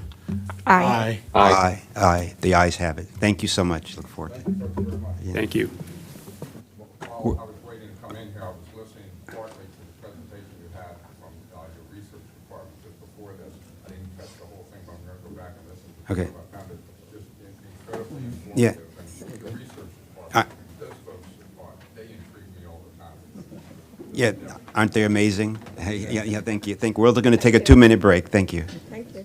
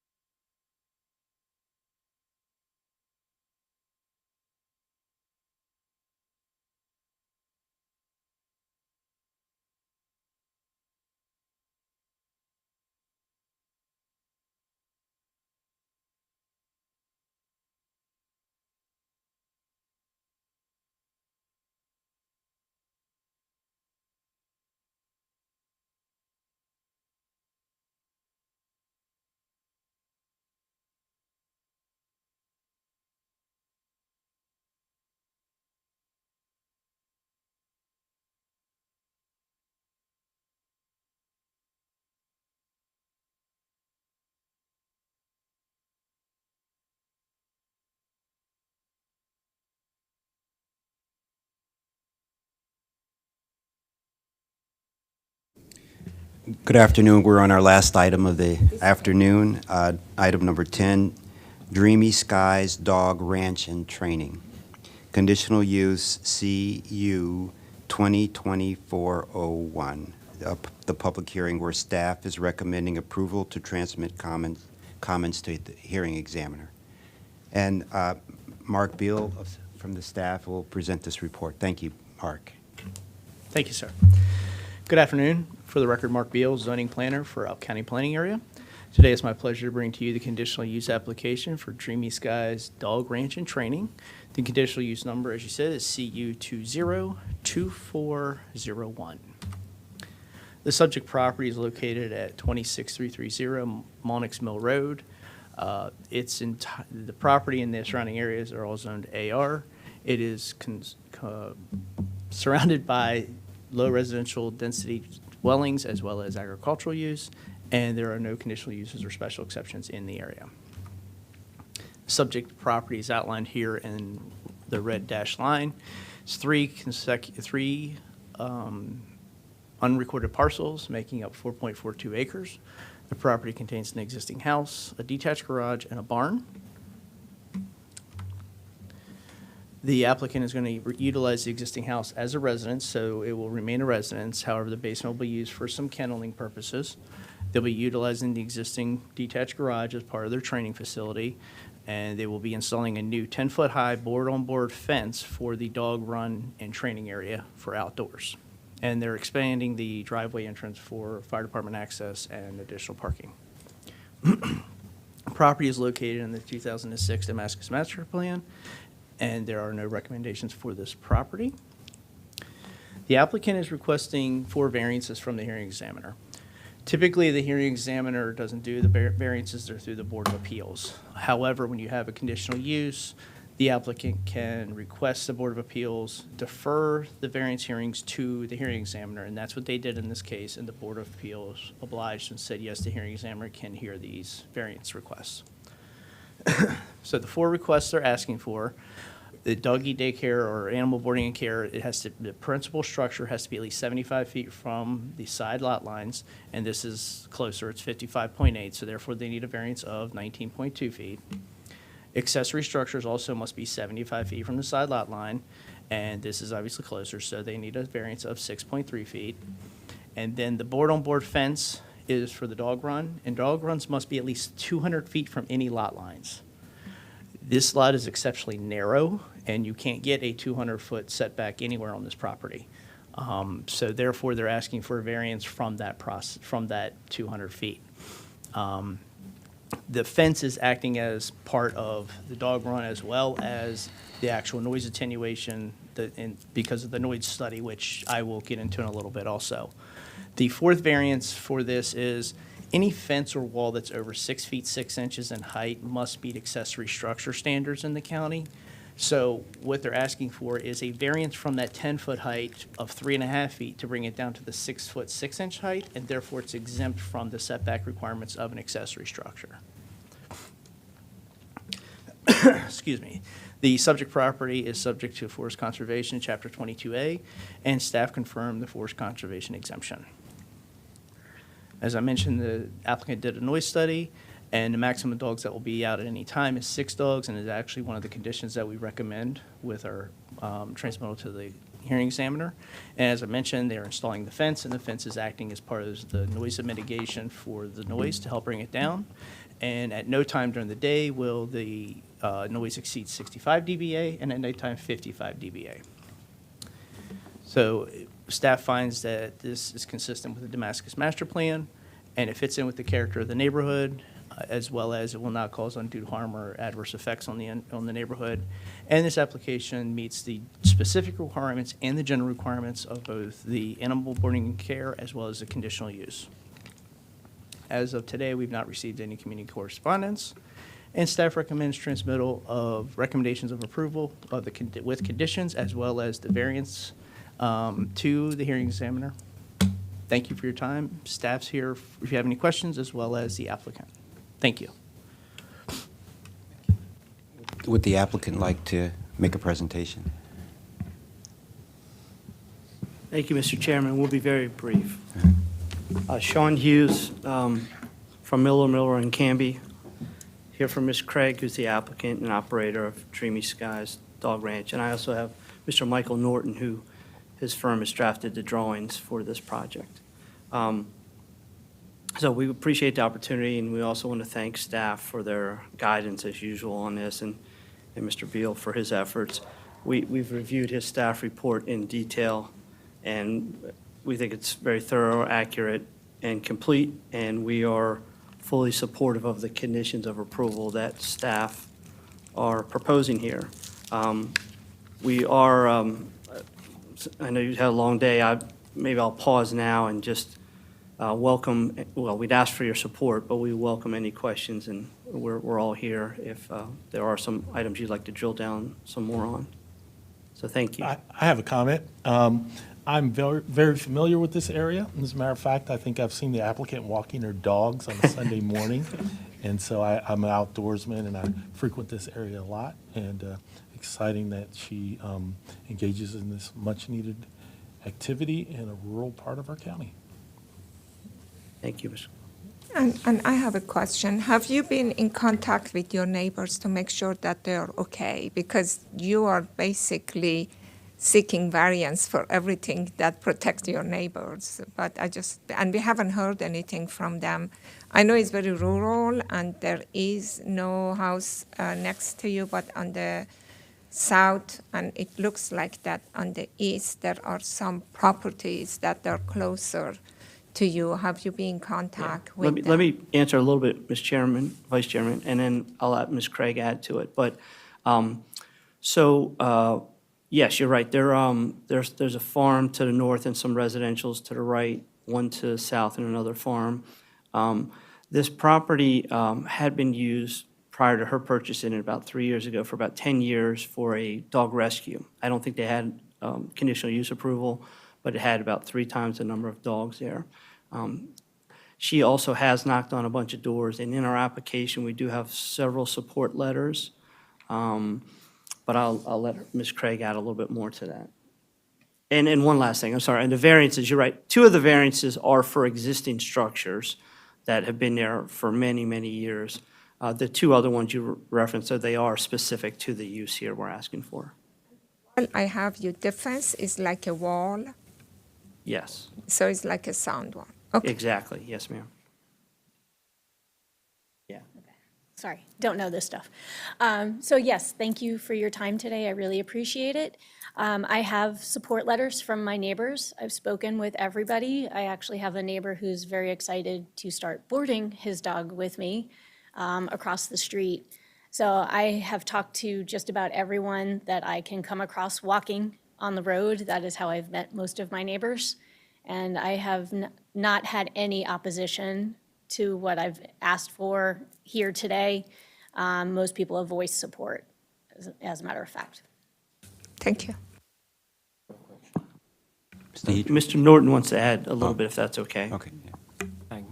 Good afternoon. Michael Norton, Norton Land Design. We did the design plans. I also would like to just point out that the fence setback does exceed the 200 feet from the property line to the east out to the road where you were describing where the houses are. Mm-hmm. So we're not seeking a variance on the east side of the property. So we are meeting the setbacks where the houses are posted.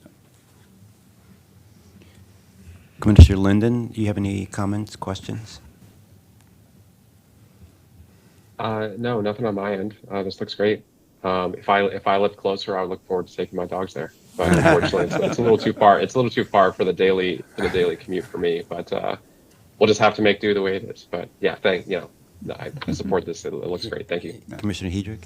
Same thing. Looks good. I support putting our support for the variances and the conditions of the hearing examiner. I'm good for it. Okay, great. So we'll let's move forward with this. Do I have a motion to approve the conditional, to transmit comments to the hearing examiner? Yeah. I'll move that we transmit the comments to the hearing examiner. A second. All in favor?